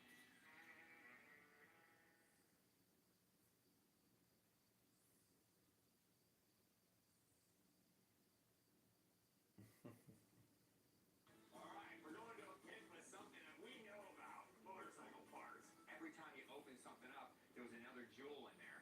It's just insane the amount of parts that are here. This was Ryan Newman's car. We just saw the guy. We just sold him a sign. How bizarro is that? Ryan who? But you don't want to show that your heart is pounding out of your chest. You don't want to show that your eyeballs are about ready to pop out of your head. I'm like Wolf, and I'm Frank Fritz. And we're pickers. We travel the back roads of America looking for rusty gold. We're looking for amazing things buried in people's garages and barns. What most people see as junk, we see as dollar signs. We'll buy anything we think we can make a buck on. Each Oh, item we pick God. has a history all its own. And the people we meet, well, they're a breed all their own. We make a living telling the history of America, one piece at a time.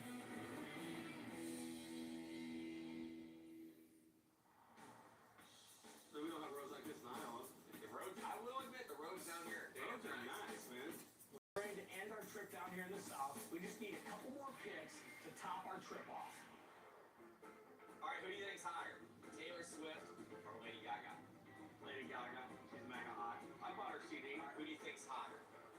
Me or Listen, Kim Kardashian or Gene Simmons? Katie? Today we're going to be doing a little bit of freestyling here in South Carolina. Freestyle is exciting. It's completely different than a Danielle lead. With a Danielle lead, we know what to expect. With a freestyle pick, we don't know what's coming at us. We just have to roll with it. We're going to do a little door knocking. back to the basics. Look at all those cars.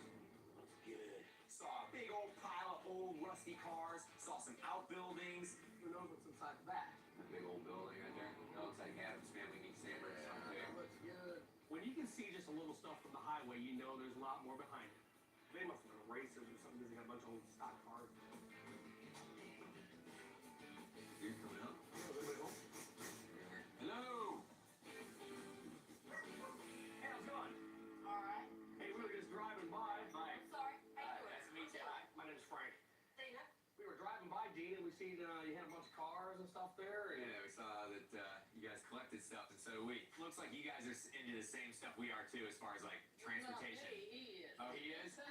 Steve, we call him Boo. How you doing? Steve, how you doing? We just were driving by. We buy all kinds of different stuff. Didn't know if anything was for sale or not. Sure.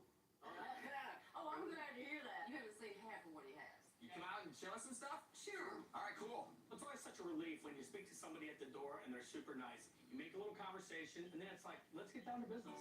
This used to be my grandfather's property, and my father sold cars, and we had repos and junkyard, and I raced out the junkyard for years. So you're We're almost like, trying to remodel and clean up right now. oh, yeah? Yeah. Boo and I did it 25 years ago, and we ran into each other again almost a year ago and started dating again. And planning on getting married soon, but we're trying to get the house fixed up first. Do you have the same taste? You know, Are you bouncing off each other? I'm trying to do antique old stuff in Okay. with my modern Ah, okay. And what's he trying to do? I'm pile of gonna junk. That's not enough vocabulary. That's stuff, not junk. She don't like all the junk kind of thing, but one man's junk is another man's treasure, I guess. Man, this just keeps on going. How many acres you got here, Boo? About 11 acres. You still buying? No. Dina, should see Dina's face. And she went, what? Yeah. I changed the password on his eBay. He did. And he only went in. A lot of times it's the wife that wants the stuff gone, and we're more than happy to help her along. Yeah, sell it. And I have a house full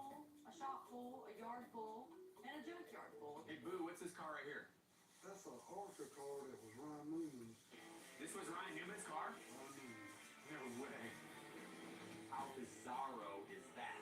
Just saw the guy, we just sold him a sign, and then here we are out in the middle of nowhere in South Carolina, and we come across one of his cars. How'd you pick this up? A friend of mine, he had it a few years, and I ended up getting all about making a road course car out of it. Now, it looks like it's been slammed around here. Was that all from him racing it? He actually hit the wall at Talladega in practice. Tore the side off of it. Oh my God. Frank, let me get a shot of you going like this next to it. Okay. So he sees it, he'll be like, Ryan! Ryan who?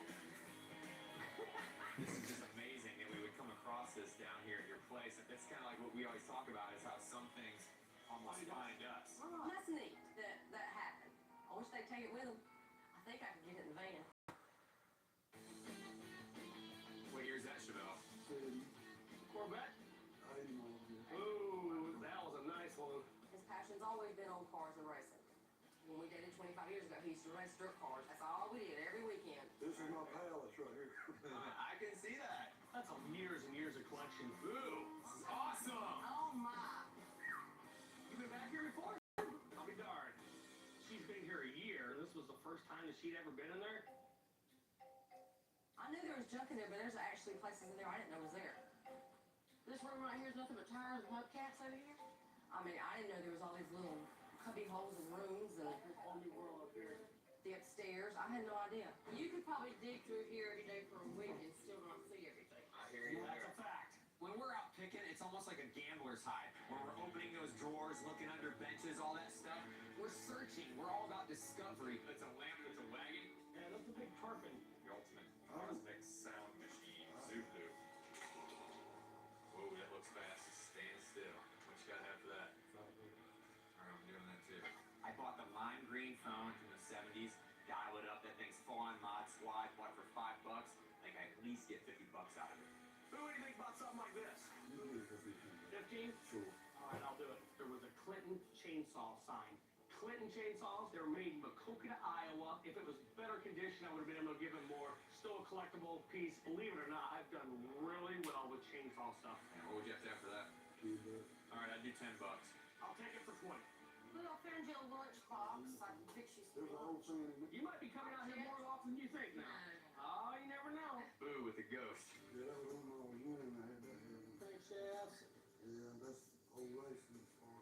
Just the sheer volume of car parts this guy's got. I'm not talking just everyday car parts. I'm talking stuff like racing stuff. What are these two? Those are replica 37 cylinder bells that they use on race cars. What's cool is you got all this older racing stuff here. I mean, stuff that's older than even when you started. I started in 76. And Wow. I actually ran with Kyle Petty first run here. I called him the same race he ran in the Motor Petty. Wow, that's Pretty awesome. cool.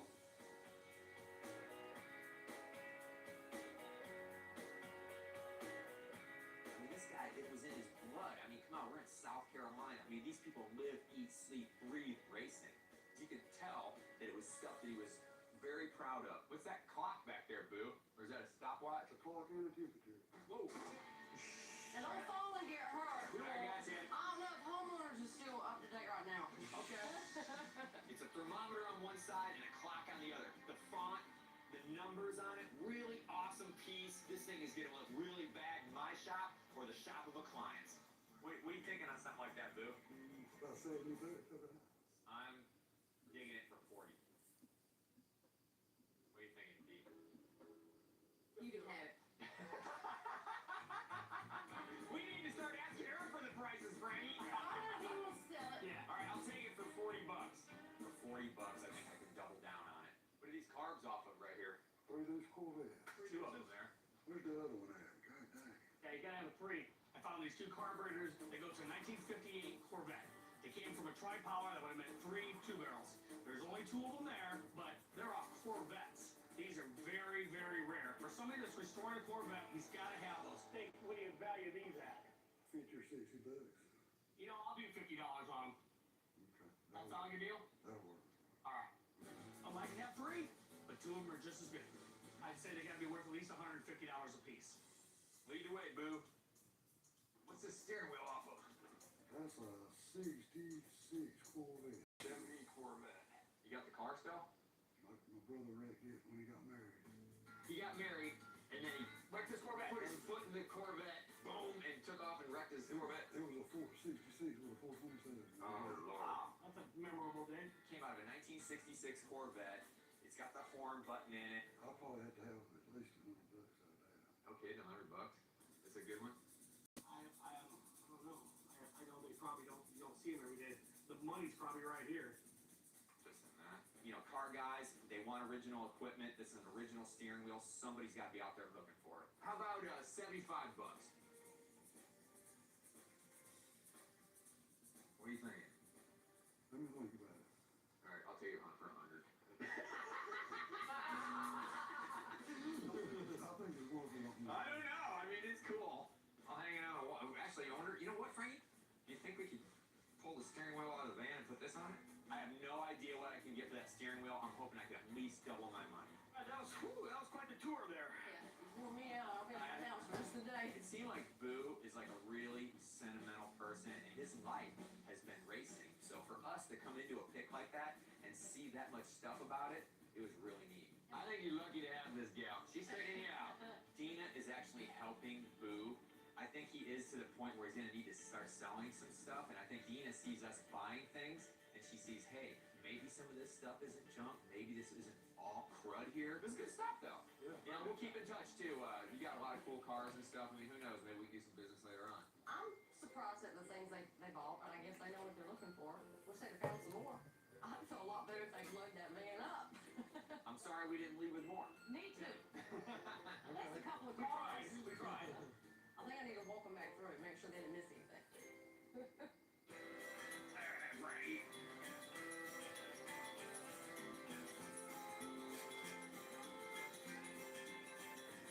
I paid $15 for the sign. I don't think it's going to clean up that well, but I'm looking at $60 to $75, I'm sure, all day.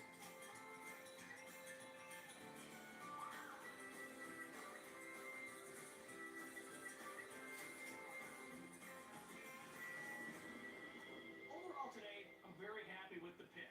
Did we make any big major scores? No. But we did make a great contact in South Carolina. That may be the big payoff. I see you guys. Thank you. See ya. We'll see y'all. We'll be back. They're pretty cool, yeah. I'm not gonna take all this stuff to my grave with me, so I'm glad they found a little something to get, you know.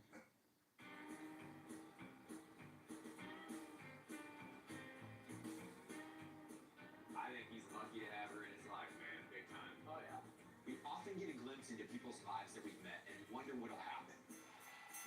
Who's gonna win, Dina or Boo? Is the barn gonna be empty or is it still gonna be full? When life calls for more, Mazda answers. With more adventure, more comfort, more grit, and confidence. The Mazda CX-5 and CX-50. Need me say more? See how much more you get at Mazda today. Take advantage of this exceptional offer at Mesa Mazda.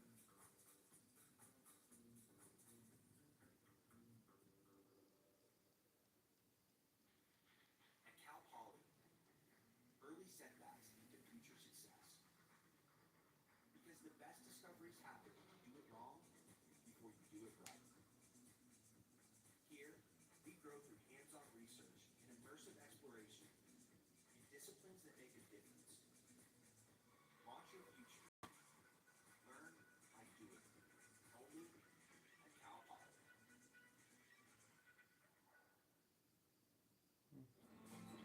The biggest, fanciest, most important part of what I do is finding Mike and Frank their leads. I track people down. It's kind of like detective work. Hi, is this Scott? Pretty much what I do is I get a hold of the town hub. This is Danielle. Can I please speak with Mayor? I try to talk to people and find out who are the junkers in town, or who has interesting stuff in their yards sitting around, who has city ordinances against them because they have crap laying all over their yards. Word is that you have some antique motorcycles in your yard. I get hung up on a lot, and sometimes I get shouted at. Okay, all right, thank you. You have a great day. Great. A lot of times it's just kind of like a wild goose chase. Once I get the leads nailed down, then I just kind of just map out a tour schedule for them and hope for the best. Hey, Danielle, what's up? Danny D. I just talked to somebody you guys are going to know about right away.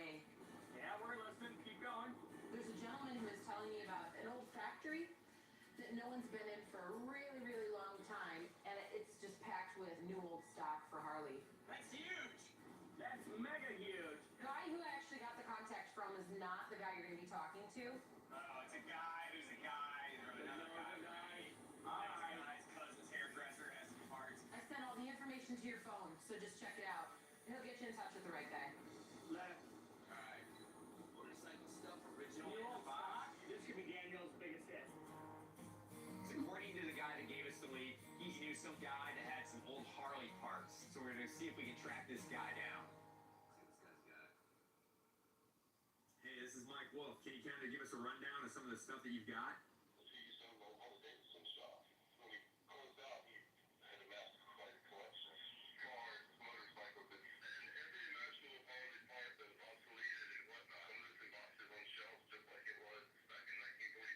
Alright, we'll check it out. Thank you. Bye-bye. Alright, we're going to hit with something that we know about. Motorcycle parts. Yeah. Killer. We love antique motorcycles. We both ride bikes. Motorcycles have been a really big part of my life. If I had a bad day at work or a bad day at school, I was able to get on my motorcycle and just take a ride and get free as a bird and just clear my head. This could be the biggie. Our contact called Bill and let him know that we were coming. One thing about being on the road is we never know where we're going to end up. We can have a conversation with somebody and we go this way, another one and we go that way. That's the difference between us and 9-to-5ers. No, this is it. This is it. Hey, how you doing? I'm good. Doing fine, guys. How are y'all? Yeah, Mike. Mike, Billy. Nice to meet you, Bill. All right. Good to see you. Nice to meet you guys. From what we've been told, you weren't the guy that started the dealership, but you bought it later on or something? You know, we bought out Mr. Gene Nettles, who started in 46. Now, how far back did the parts go when you bought the store? Back to the late 30s. 30s? Okay. And most of it's new old stock in box. Really? Yeah. He had what we call NOS, and that's called new old stock stuff. That stuff is so hard to find.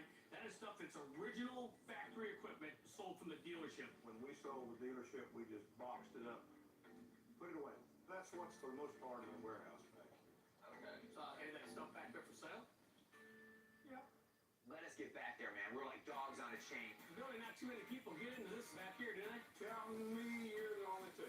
Oh, Lord. Okay, wow. So me and Mike are very excited to get in there and see some unique stuff. So no real rhyme or reason here, huh? Well, actually, there was supposed to be, but the guy I hired put everything under miscellaneous parts. Alright. This is insane. You know, I've known Mike a long time. It takes a lot to get his juices going. But when you say antique motorcycle parts, nobody's been in there for 20 years. This guy is like a kid in the candy store. That's fine, but never get to see this kind of stuff. Crazy times. Original 1930s Harley equipment still in the box.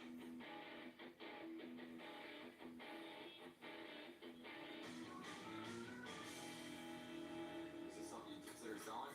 Saw that toolbox, and I was like, okay, this is a nice old part. Those are really hard to find. They actually reproduce that item now. They go on a nice original bike. What would you have to have for it? As a picker, I knew he was reluctant to sell, but I had to throw him a number just to see what happens. I'd give you $200 for it. Well, you see, from the look on my face, you know that I'm going to be easy today, sure. Okay. It's like, okay, I see how this is going to roll. This guy's going to sell me some stuff. Oh, my God. How much for the gas taps? They were really early. They're probably sold during the war years. They were the little detailed thing that's going to make a bike. What are you thinking? I know, $10, right? No, I was saying 50 a piece. Okay, we can do that. Alright. I got a taillight lens here, a beehive taillight lens. The rear taillight lens is called a beehive lens. That's always cracked, it's always broke. These actually say Harley Davidson. They're glass lenses, they're not plastic reproduction stuff. Something you'd consider selling? Yeah. I got both the front and rear lenses for $50 each. I'm stoked to have them. When you bought this store in what year? We bought the store in 72. 72. This stuff wasn't really nothing, was it? I mean, a lot of guys were casting stuff away. Couldn't sell it, it was already Now, obsolete. people didn't want old bikes, so they wanted the new models. What made you keep it all these years? I never wanted to really sell it. I gave away more than is in here to people who were in the hobby, who wanted a particular piece. He collected it and he stored it all of these years. He saw value in it when no one else did. And we appreciate you letting us look up here because this has been like, you know, the King Tut of finds, you know, as far as in the crypt for all these motorcycle parts.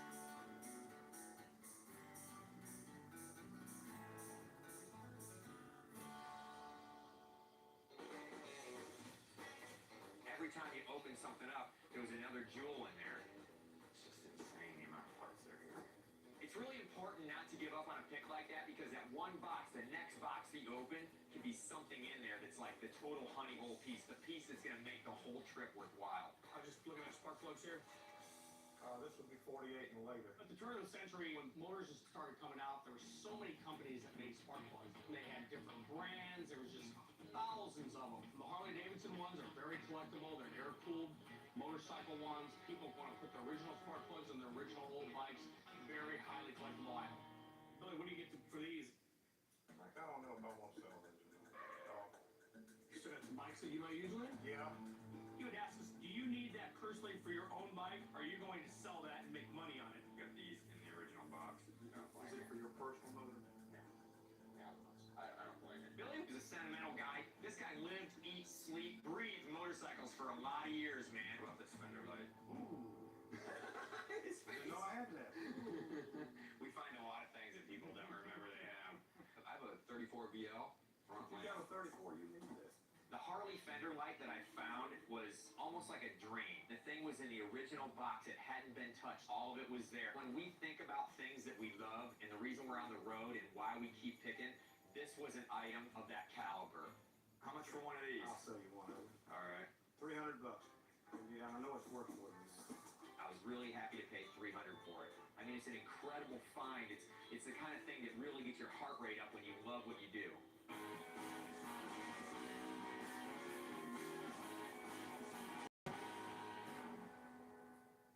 It's a pretty bike. Now, have you ever had anybody try to buy that off you? I can't sell that one, and I'll tell you why. That one belonged to a friend of mine who passed away. I did it for him. As you notice on the handlebars there's a container. Yep. That's his ashes. I promise that when his grandson, who is now 4, turns 16, that I'll get the motorcycle running, take him for a ride, and then give him the note. Oh my God, that's amazing. So he gets to ride with his granddad. Oh, that's so cool. You must be a hell of a guy to do that for your friend. Well, thank you.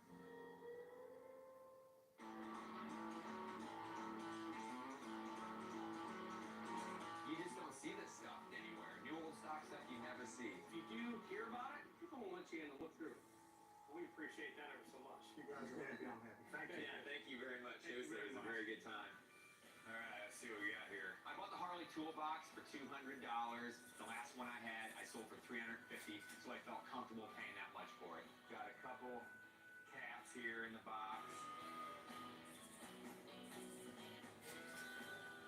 I've got a front fender guide light for a Harley.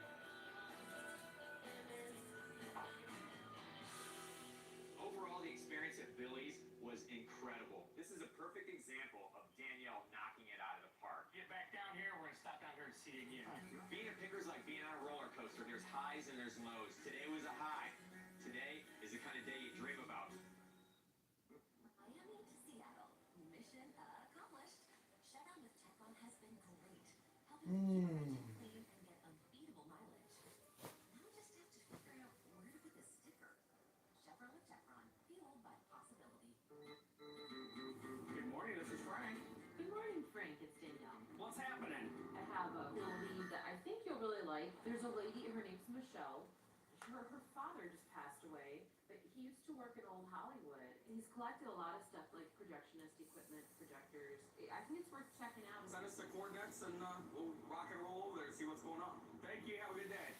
Okay, bye guys. If the guy's been in the movie business that long, he could have just about anything major. You know what I mean? He could have snack bar stuff, you know, like some milk duds and some juju beans. Check those out. Some petrified ones. Some Mike and Ike's. Ooh, yeah. Those are We good. think we can get those for those on eBay. I'd say $4 a box.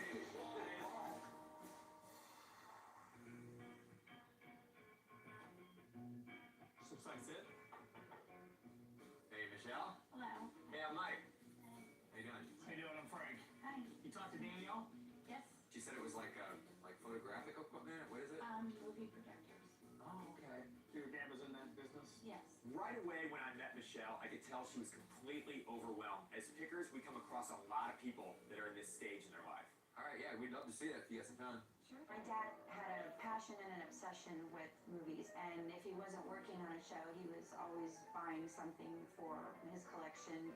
My dad passed away about a year now and left a huge building full of equipment. I want to do the right thing in selling it. He did Cape Fear. He did Pet Detective, Blood and Wine, Wow. Doc Hollywood. When you're saying he did that, like what did he do? He ran the projectors and he actually devised a way that they could have the sound and the movie together interlocked so people could watch Davies right on site. So he was a pioneer in the industry as far as Yes, that goes. yes. The guy was really, He's ahead of his time. yeah, he was ahead of his time. He really loved what he did. All right, let's check it out. I could totally see why she was overwhelmed. I mean, there was so much stuff in there. Where do we start? I mean, she's got big, heavy-duty projector stuff. She's got reels everywhere. She's got stacks of films. Lots of movies. To see all these old projectors in one area, it was like walking around a museum. Manufactured in Toledo, Ohio by the Strong Electric Company. Century projector made in New York City.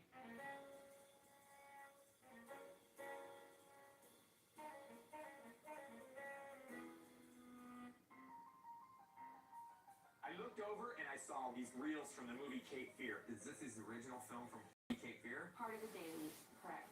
This would be prior to the edit then? It's like they're watching... Yeah, to see what they've done or if they want to reshoot and stuff like that. Awesome. That's incredible. This was a Scorsese classic.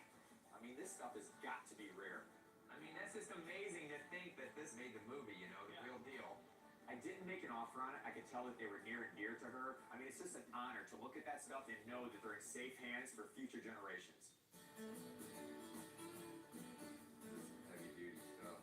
There's so much of one type of item. Do you feel overwhelmed at all regarding the collection? Yes, because I have no idea where to start. I felt for her. I really did. We come across collections of things, and all of a sudden people have inherited this stuff. Hey, there's 40 more projectors up there, Michelle. And they really don't know what to do with it. So hopefully we can help her out. Here's a tripod from the early one. It's heavy duty. Got attachments for putting all the stuff on. I saw this really old projector. That thing caught my eye. You could tell it was older than all of the rest. It's cool. It's really cool. It wasn't all there, but it was a great decorator item. And that's the only thing I see that's early. Motiograph Deluxe, 1914's on the patent one there. If you had a camera shop, if you had some type of something, this would be a fantastic piece in the window, you know. It had some nice stencilograph writing, it's kind of unique looking. This projector was old, but my knowledge is very limited on this stuff. We'll often take photos and send them to our network of experts that we have all over the country. I needed to take some advice before I popped on it. Michelle, we appreciate letting us look around. Can you give Frank and I just a few minutes? Sure. I want to be able to give a friend of mine a call. Hey, Bill.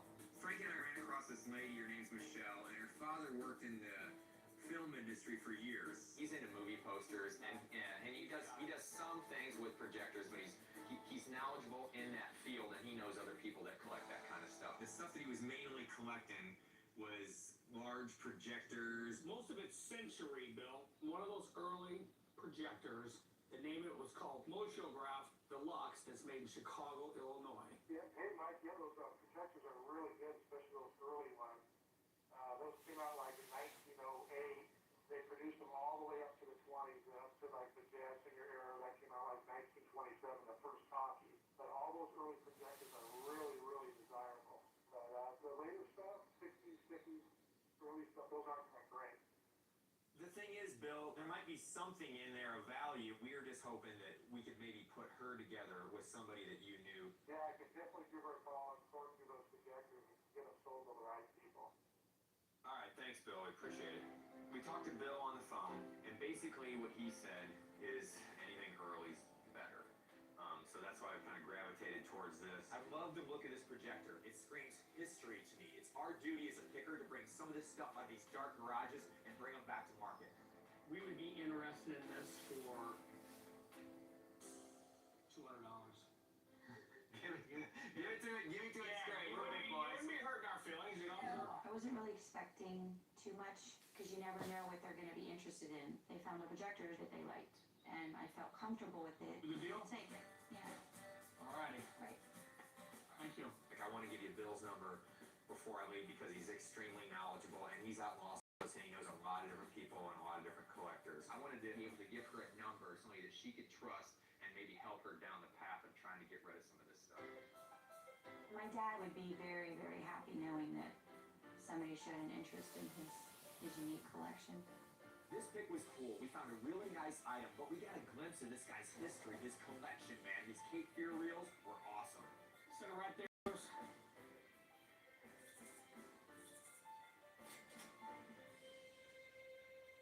Thank you so much. Alrighty. I think what Mike and Frank do is very interesting. They're not just going looking at stuff. What they've done is helped me to see that there might be specific collectors that might be interested in a room full of projectors. I'm glad we stopped by there. I think we set her down the right path. Frankie, how many people have we met like that? You know, that have been in that situation, their parents were collectors, and it's just like, I'd say a third of everybody we meet. they're overwhelmed, man. Yeah. It's like going in my basement. I don't even know where to start. I'll probably have to deal with that. Probably. You'd be down there giving my mom going, yeah, I remember when I was with Frank when I bought that. He only paid $1 for it, but I give you $2. I probably do 10. We're heading back to the shop, unload the van, and see Danielle. What about your cat? You missing your cat? I was, but checked in with my pet groomer. Psychologist. Yeah, my pet groomer, and said he was all right and everything. Your pet groomer? I have a pet handler. Well, it's a pet handler slash girlfriend. You have a girlfriend?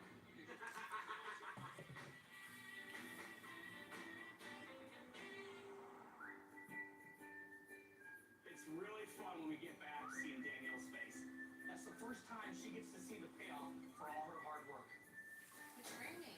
All kinds of good stuff, girl. Yeah. This isn't actually just a clock, Yeah. but it's a thermometer on the other side. Check it. Oh, nice. Did you guys already clean it? A little bit. When we get back to the office, it's chaotic, man. It's all hands on deck. I mean, there's shipping stuff, we're packing things, we're cleaning things. Also, we're trying to answer all these calls that we get in so we can go on new leads.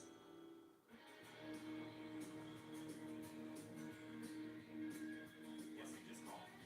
Steve. The designer dude who's always looking for stuff to hang on walls at restaurants and lodges and stuff. Well, dig this. He goes, we have too much stuff on the walls. They're just paying storage on all this stuff. So he's got like 7, 8 buildings full of stuff. It's insane. I think we need to get over to this place. I'm going to be kind of interested to see if we can pull some of that stuff back from him for a decent price. I just remember selling the guy some smoking hot advertising. This could be really good. He used the term to me. I didn't say the word. He said the word liquidation. Now, liquidate to me, that means closing, blowing out sales, 70% off. That's what I'm looking for. The best part is that he knows he's ready to sell. He knows we're buyers. This is a corporation that's been buying a lot of items. No sentimental attachment to these things. This is just dirty inventory to him, which is perfect. They're right here. Oh, look, he's already waiting for us. Be charming. How's it going, guys? It's going good. Yeah, thanks for calling us, man. So what's going on with you guys? Well, got a lot of warehouses full of merchandise that I want to get out of here. It's like our speed, just big piles of stuff. Oh, yeah. Oh my God, Frankie, look at all these signs. We got straight into picking. First building was filled to the rafters with stuff. This kind of place we love. Layers of layers, Frankie, back here. I'm just trying to take it all in here. It's insane in here. Is that a sign you need at home? Approved stud service. Here's a big John Deere sign, Frankie. This one you wouldn't feel so bad about putting outside. If it was mint on mint, you don't want to put it outside. Yeah, anything John Deere is very collectible, especially that early porcelain stuff. How about $200? How about the 300? It's a big sign. This thing has some personality, has some age. You can see the life in it. How about 2 1/4? How about 250? 250. I'm at 250. That was fun.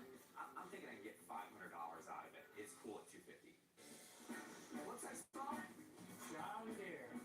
This one's a little smaller. It's much better condition. It's three-legged deer. The three-legged John Deere logo was used from 1912 to the 1930s. That's why I know it's valuable. About 6. 650. I'll do the rock, paper, scissors. Ready? Yep. 1, 2, 3. Scissors cut paper. That's 6 hers. All right. Thanks, buddy.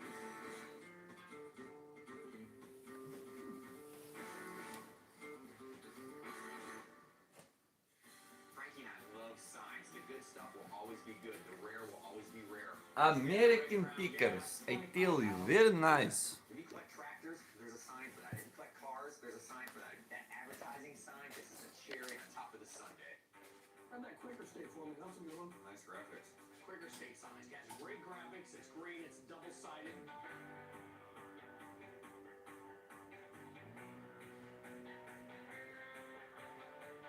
What'd you estimate something this for? $50? Yeah, I'll do 50. All right. It's $50. Leaves a little meat on the bone for us to sell it. I think it's going great. What would you have to have for this? About 30. 30. All right. Good deal. Steve, what would you have to have for this sign right here, the Borden? The cow head's cool. About 75.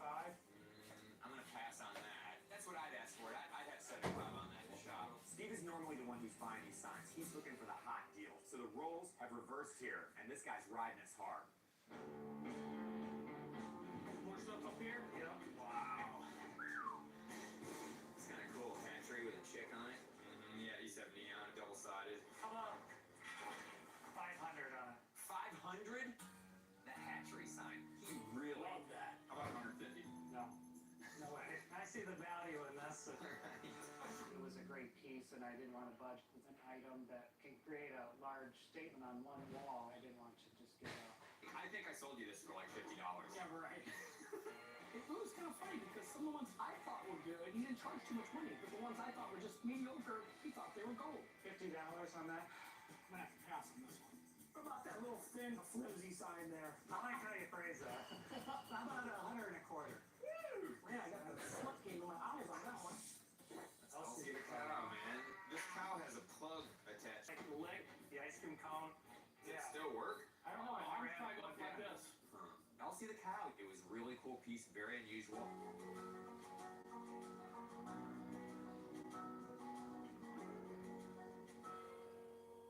What would you have to have for this?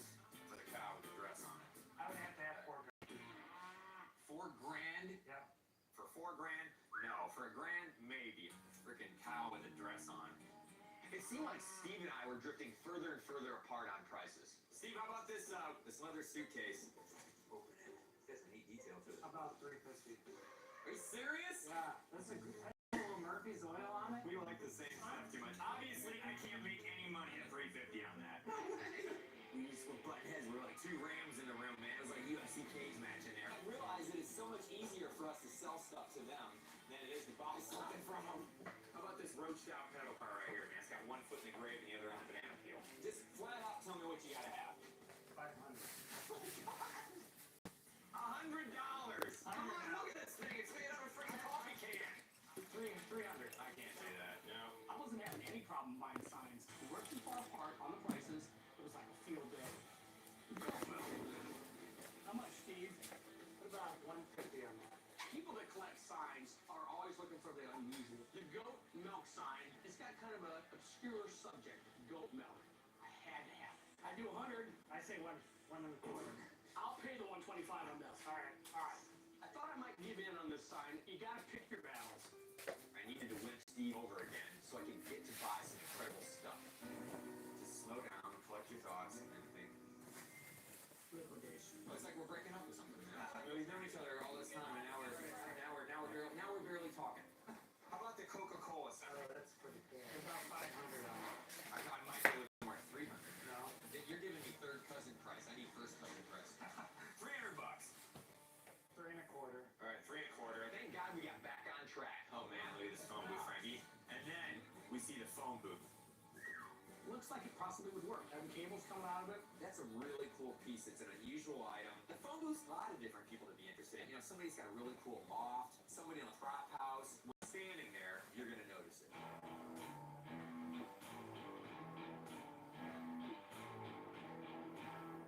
What are you thinking on something like this, Steve?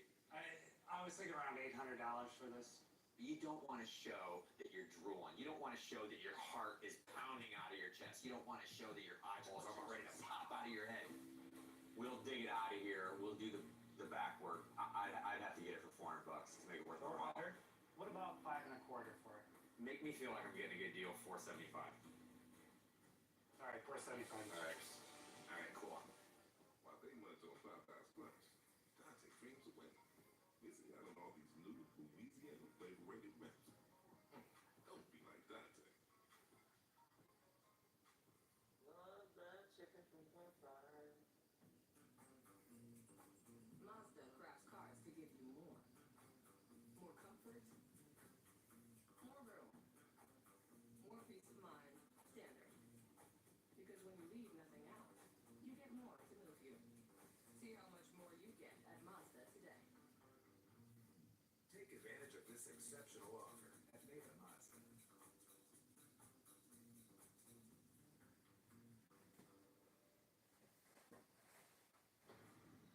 This battle may finally reach its conclusion tonight. It's time we had some fun. There's no doubt this is the demon who killed my sister. I won't forgive you. Not in a million years. We're going to win this battle. For you. For everyone. How about the new ultimate trio? Choose 3 apps and 3 sauces. Over 80,000 combinations for only $14.99. Now that's a heck of an option. Applebee's new ultimate trio. We all need a little help sometimes, but asking, that's the hard part. Here's a little secret. If you need it, help can be everywhere.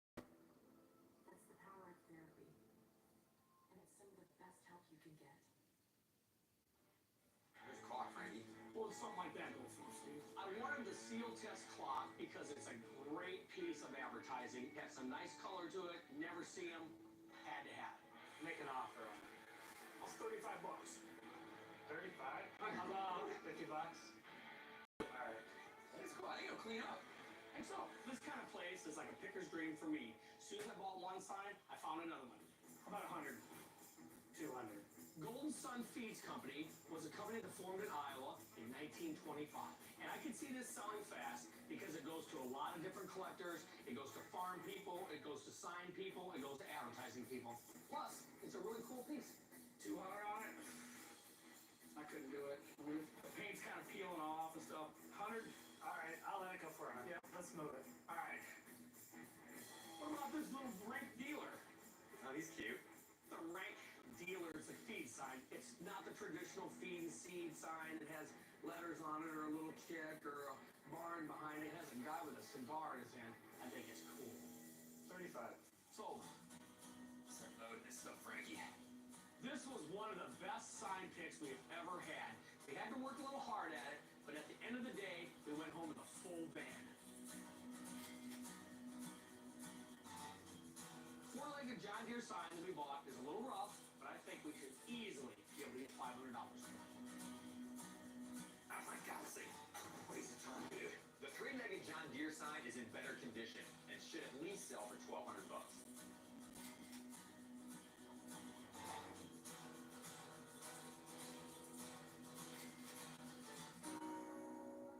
We've been haggling back and forth all day. I mean, you're probably used to that when you're buying stuff too, you know? Hopefully we didn't beat you up too bad. Nope, not too bad. Push, push, push. Alright, I'm really excited to get this phone booth home. I'm not sure what it's worth, but we're gonna have an appraiser come by the shop and let us know how we did. Today was a great day. We're gonna keep our gas tank and stomachs full for hundreds of miles to come. Yeah, that was great. Triple pick.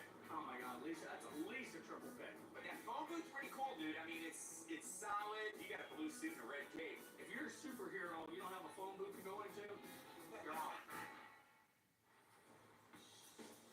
Everything I asked for was like super expensive, and then everything he asked for was like half the price. Well, you know who's gonna want this, don't you?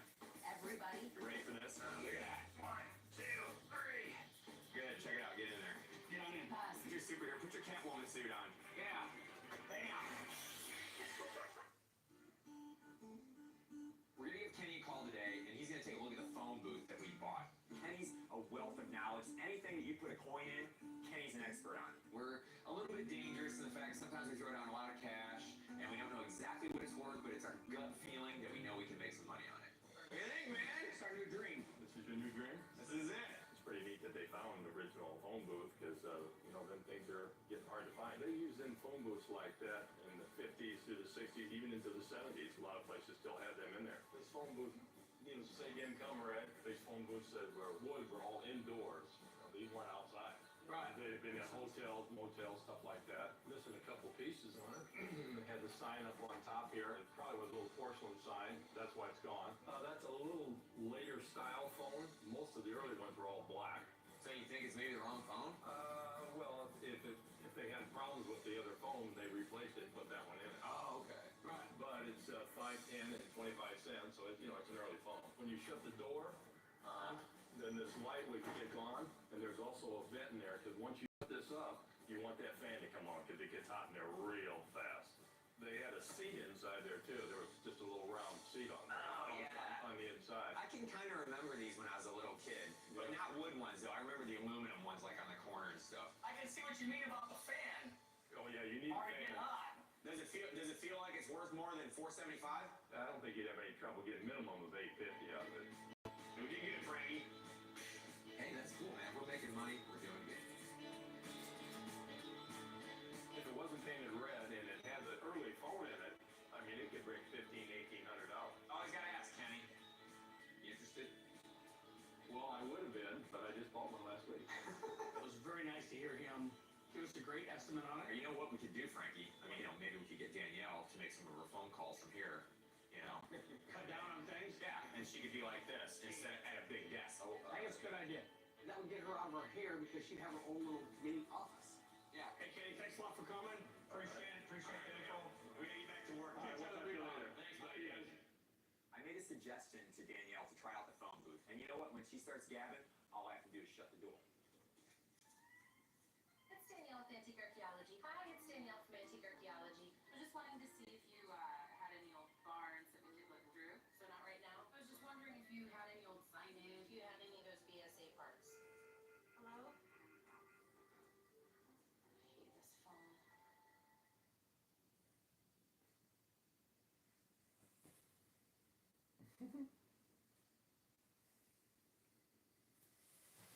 We're hitting the road. We're heading towards Kansas. Whoa. Oh, that is that. Guy cut my head off when he reached in for that. How about that BSA tank? Wow. Oil can central. Frank is died and gone to heaven. You were like, are you ready, Frank? I'm ready. I'm like Wolf, And I'm Frank Fritz. and we're pickers. We travel the back roads of America looking for rusty gold. We're looking for amazing things buried in people's garages and barns. What most people see as junk, we see as dollar signs. We'll buy anything we think we can make a buck on. Each item we pick has a history all its own. And the people we meet, well, they're a breed all their own. We make a living telling the history of America, one piece at a time.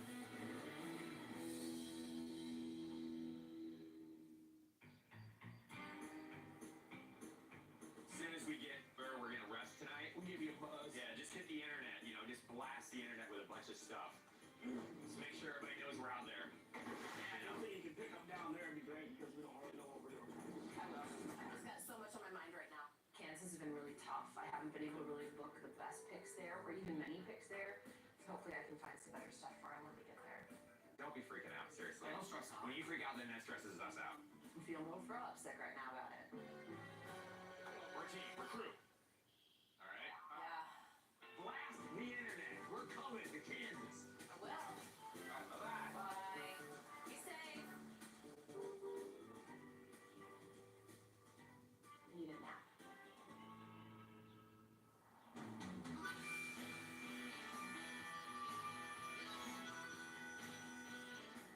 We're hitting the road. We're heading towards Kansas. It's going to be rough out there, man. We're going to dig our heels in and see what we can pull out of there.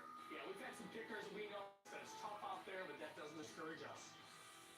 You know how grumpy I get, man, when I miss my show. The hills, The hills, baby. man. Andrina, How'd you get hooked on that? I don't know.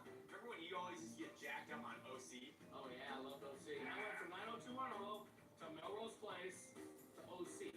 Before 90210, though. Saved by the Bell. I never watched that. You didn't watch that? Screech! Man, it is desolate out here, No, there's Frankie. nothing going on. We're in the middle of nowhere in Kansas, so when we're freestyling, it's pretty sketchy. It's fewer and farther between. I tell you what, I like getting lost. Look, this is like really lost. Daniel's calling. Hello? Hey, What's going on? you're gonna find this really interesting. All right, I'm listening. There's two guys. Augie and Dennis, They drive around in a brown van just like you guys do. I mean, I know your van's white, but they just remind me so much of you kind of stuff do they have? They have like hundreds of signs. Big gas pumps, crank phones. They're super cool. Yeah, why don't you email us the coordinates and we'll stop by and see how cool these guys are. They're nowhere near as cool as you, of course. All right, thank you. Later. Bye. I see some buildings. Wow, man, look at all that.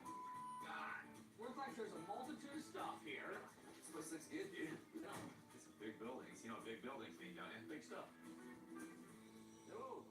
Hey, Mr. Buddy, right Hey, there. how's it going? Good. I'm Mike. I'm Mike. How you doing? Frank. Frank, glad to meet you, Dennis. I'm Dennis. Hey, Dennis, how you doing, Frank? Nice to meet you. What's your name? Augie. Augie, all right. We started to buy and sell stuff probably 1993.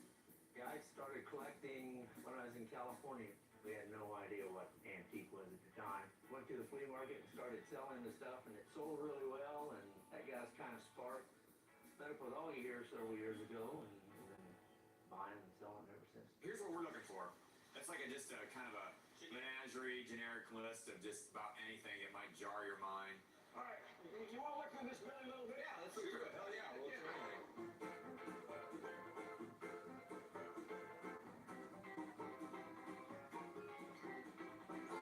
Would this been like a box in someone's barn? Yes, And then they would have had like a call phone on it or something? probably so.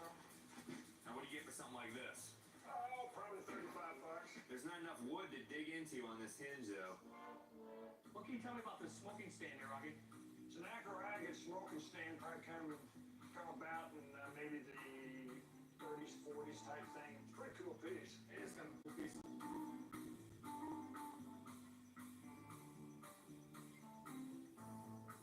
It's missing the main part. That's the wire that went on there. Plastic. Yeah. What's it say? Used It says equipment. Case Dealers, Gold Seal, used equipment. You know, it's not at all. I don't know. It's not jumping out. It's not Like that 60s or 70s. to take up that much room in the van. We can buy a cool sign for $150 to take up this much room and flip it. You know what I mean? This is not a big flipper. It's huge. A lot of that stuff they had, I mean, it's just generic stuff. We can't buy stuff like that. We have to buy the unusual, the impossible, the funky, the different, the bizarre, the stuff we have never seen before. None of it was in that warehouse. So you guys are dabbling a little bit in retail. I mean, most of your customers are dealers, you said, but you're dabbling a little bit in retail. Oh yeah, we dabble in retail. We go to flea market once a month, and whatever we don't sell, this is what's left over. They were showing us the overload. It was stuff they couldn't sell. Yeah. All the good stuff was gone. It was just real low end stuff. Yeah, Frankie. What are you looking at? I'm looking at these Old Maytag motor. What do you look for? Like a doorstop or something? What are you getting for one of these? Basically about $100. Okay, that's what we get for them too. It's a little bit of a challenge to pick from somebody that sells professionally. We have to pay wholesale, not retail for things. Now, what do you get for something like this? Oh, probably $400. All right, that's what we would get for it too. We weren't really interested in the gas pumps. These guys had the same exact price on them that we would sell them for. We're pickers. We need meat left on the bone. Nothing to look at. And Frank and I have always been about discovery. We're always about finding things, unearthing things, digging them up. And when you walk through stuff, it's all organized as far as, it's in rows and it's all been found. That treasure, that instant gratification, it's all been swept away from the item. All right, so what do we got going on here, guys? This is just more stuff. Stuff that we don't want to rust, basically. Okay. This stuff we don't want to leave outside, it might disappear. If we don't start hitting something pretty soon, I think we're going to do some freestyle or we're going to move on. There's a lot of furniture. We don't do furniture. Nothing really hot. I look over and I see the big cement eagle. Augie, what's up with this thing? That's a concrete White Eagle that sit on each side of the driveway at a White Eagle service station.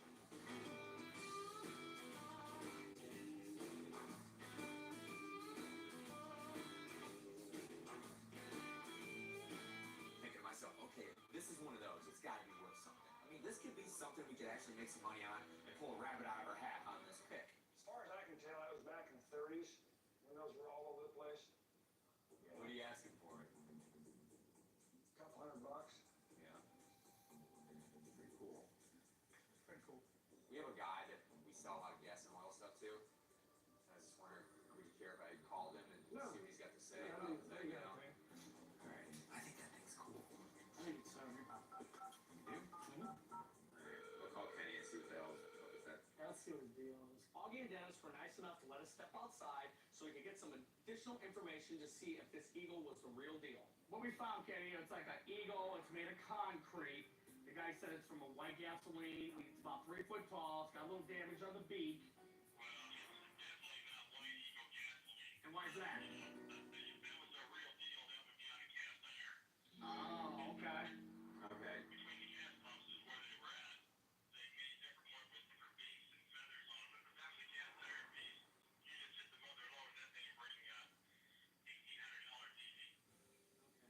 Are you gonna tell him? You've been doing the deal all over. You tell him. You freaking on it. You tell him. You freaking to him. No, you tell him.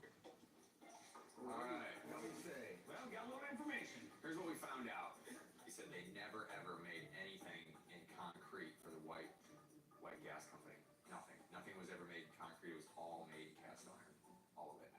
So he said he actually sold one last week this size for $2,000. Everybody we had talked to said it was White Eagle, so apparently it's not. The sound of it. It made a good story, I guess. They just didn't believe us. Augie and Dennis, you know, I mean, they were great guys. The quantity is not quality. Thanks, guys. Appreciate it. Okay, thank you so much. Gotta go. Me and Frankie, we're not about sloppy seconds. We want to pick first. You know, unfortunately, this was kind of a bust for us. I mean, we really need something to make this trip worthwhile. All right, come on.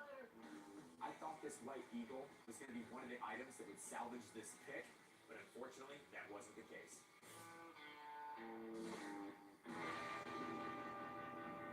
When things go wrong, Frankie and I slow our roll. We go back to the drawing board and come up with a new plan. Right now, Danielle called us, and she goes, hey, what did you guys get in Kansas? We're going to say our caramel sundae and a banana split. Well, hey, we're working Oh, on by the way, the guy threw in the nuts for free. I ain't getting meat out. We're already out. I can kind of see that you've lost the glimmer in your eye. No, because the glimmer right back. The caramel's doing it for me. It's not glimmer, that's sugar buzz. That's good. I'll take a sugar buzz right now if it gets us down the road.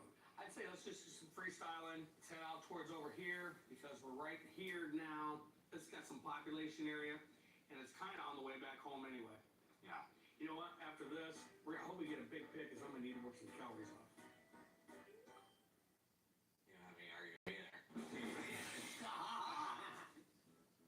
Sutter, keeping minds strong never stops. Our neurologists bring wide-ranging expertise from brain injuries What's up with it, y'all? to Parkinson's. Watching American And our Pickers. advanced clinical trials for dementia and Alzheimer's uncover new ways to guide memory. Nationally recognized brain health and memory clinics. A whole team on your team. Sutter Health. When life calls for more, Mazda answers. With more adventure, more comfort, more grit, and confidence. The Mazda CX-5 and CX-50. Need we say more? See how much more you get at Mazda today. Take advantage of this exceptional offer at Nathan Mazda.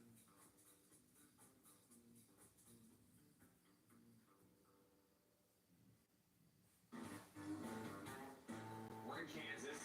It's kind of miserable. The clouds are rolling in. It's starting to drizzle a little bit. That's not going to deter us. And we're going to do some freestyling. There's a lot of roads around here, man. We're going to be looking for anything that we can pounce on and make some money. Been driving and driving and driving for hours.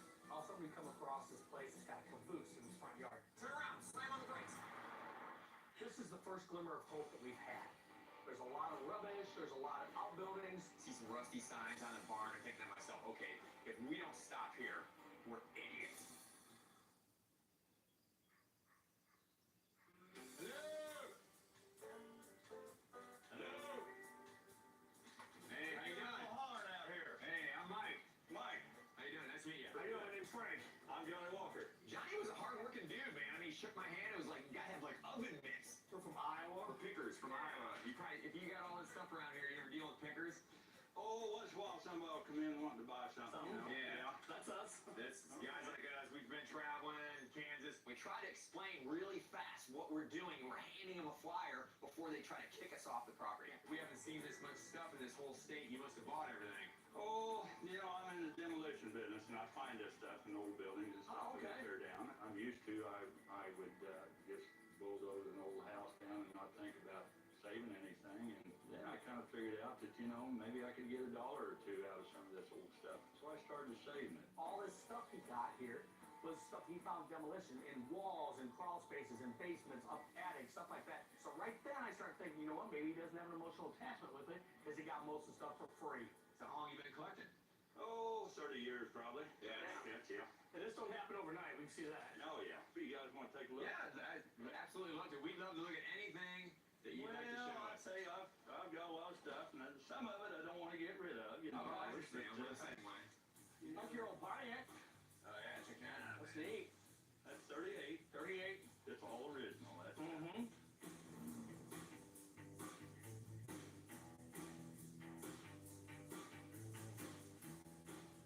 paid $75 for that. Did you? Yes, I did.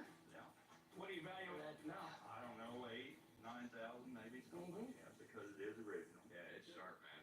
Yeah. What are those cast iron like leg styles? That green piece there. What's that off of? That was a city clock, and of course the clock is long gone, but that held a clock up. So actually, the clock sat on the ground and it sat on top of this. The green table was exquisite. It was unusual. The Queen Anne style legs. It was cast iron. This thing oozed class and sophistication. I like it. How much is it? I'd take $100 for that. You want $100 for this? What about that cross right there too? Can you tell me anything about that? That came out of an old building that we tore down, and it's some kind of a grave marker, I believe. You think it's a grave marker? Well, I don't know what it is. It kind of looks like it. I can't read the writing on it. Margaret Ryan, Order of... Can't read it. It's cool, man. When I see something like that white cross, it's incredible. This thing was cast iron, original paint, had a goth look to it. I mean, this thing had a life before me. These are the kind of things that keep me on the road. I might take $150 for that. You're at $250. Oh, $200. No, can't do that. No, no. That was fast. You said that fast. How about 2 1/4?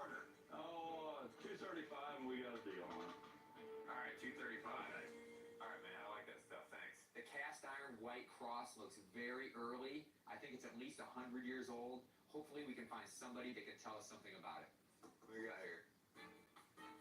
You popping? I'm not popping. All right. Why we say pop on an item is because we're excited, man. When you see something, you just want to explode. And when you explode, boom, pop. That's what happens. Anything, Frankie? Oh yeah, I seen something you might like. What is it? I'll see if you can discover it. See how good you are today. All right. I saw something. I didn't say anything about it. I knew Mike would have to have it. What, this thing? No. Let's walk on over here. So this is the cast iron bathtub section. Well, you haven't spotted what he was talking about here. Well, Mike still hasn't seen it. Oh, look at that. All right. Oh, man. The boot. I seen that over an hour ago. Where you did? Yeah, I said you were gonna go crazy. Oh, that's what you saw? Yeah, you're a boot guy. I knew that he was gonna trip out on it. And was I right or was I right? Well, when I see something like that big boot hanging up there, that is so unusual, so bizarre, so out of place. That's the kind of thing I want to have. Is that metal or fiberglass? That's fiberglass, and that was in a boot store here in town that went out of So business. if it's on the ground, how tall is it? Must be about 8 foot or so. That's 8 foot at least. Yeah, it's cool. I mean, it's like we say, large and in charge, man. I mean, that thing is insane. You know, I know it's fiberglass, but it's pretty heavy. No. 300 pounds for the Oh, that much? 300 pounds? So, yeah, that's heavy, man. And what's the market on an 8-foot shoe? Oh, $250 would probably buy that boot. How about $200? No, I couldn't take 200 for it. Really? Let's walk around the round. I'm on the fence on the shoe. I'm on the fence on it. All right. I don't have an 8-foot shoe that weighs 300 pounds. You got some stuff in here. Yeah. Hey, how about 200 for the boot? What? 200 for the boot. All I kept thinking about was that boot. No, we're still a little ways away. I wanted $250. You got all kinds of stuff in here now. Shoe repairing. It's a little toasty. The shoe repair sign looked a little janky, but it was cool, man. It was shaped like a shoe. I I mean, someone had hand painted that thing. This was like a folk art sign. How about $50? How about 65? How about 60? 65 would work out great because you're at 235. You'd be with 300. Well, now what you say? What are you doing? Who are you with? We just met this guy. I know, but I haven't bought anything yet. So I remember that. You're doing all the money anyway. I let him go. 65. Okay. God, Frank. That's all right. I'll get it from you some other time. Johnny might have got this stuff for free, but man, he was not giving it away. He bargained hard. All right, let's see what else you get. Okay. I'm a sign guy. It's like, oh my God, this guy has so many signs. What do you get for the Standard Oil? Oh, that'd be $150.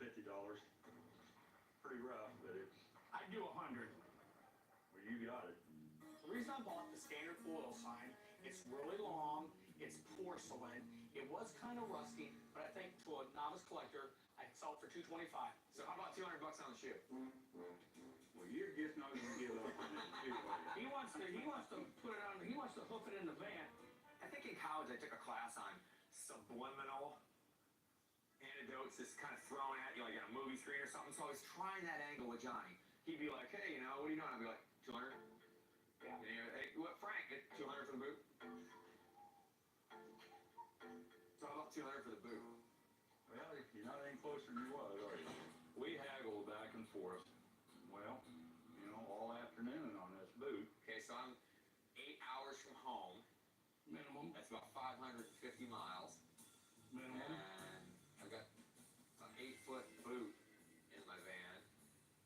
And can I get 400 for it? I don't know.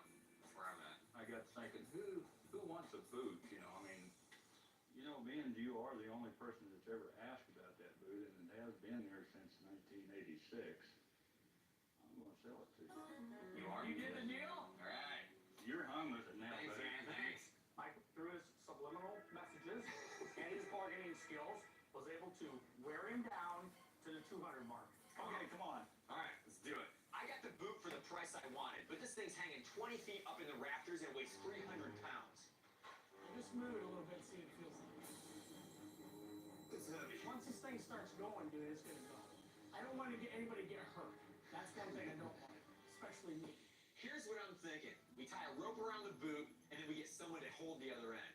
He'd be the heaviest, so we put him on the end of the rope. I'd try it.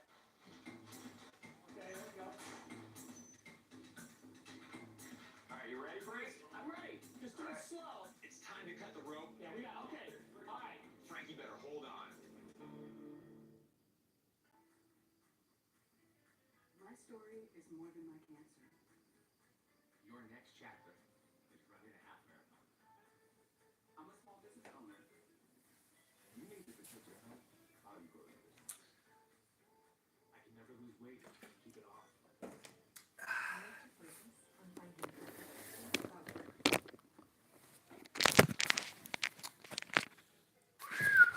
Watching some American Pickers.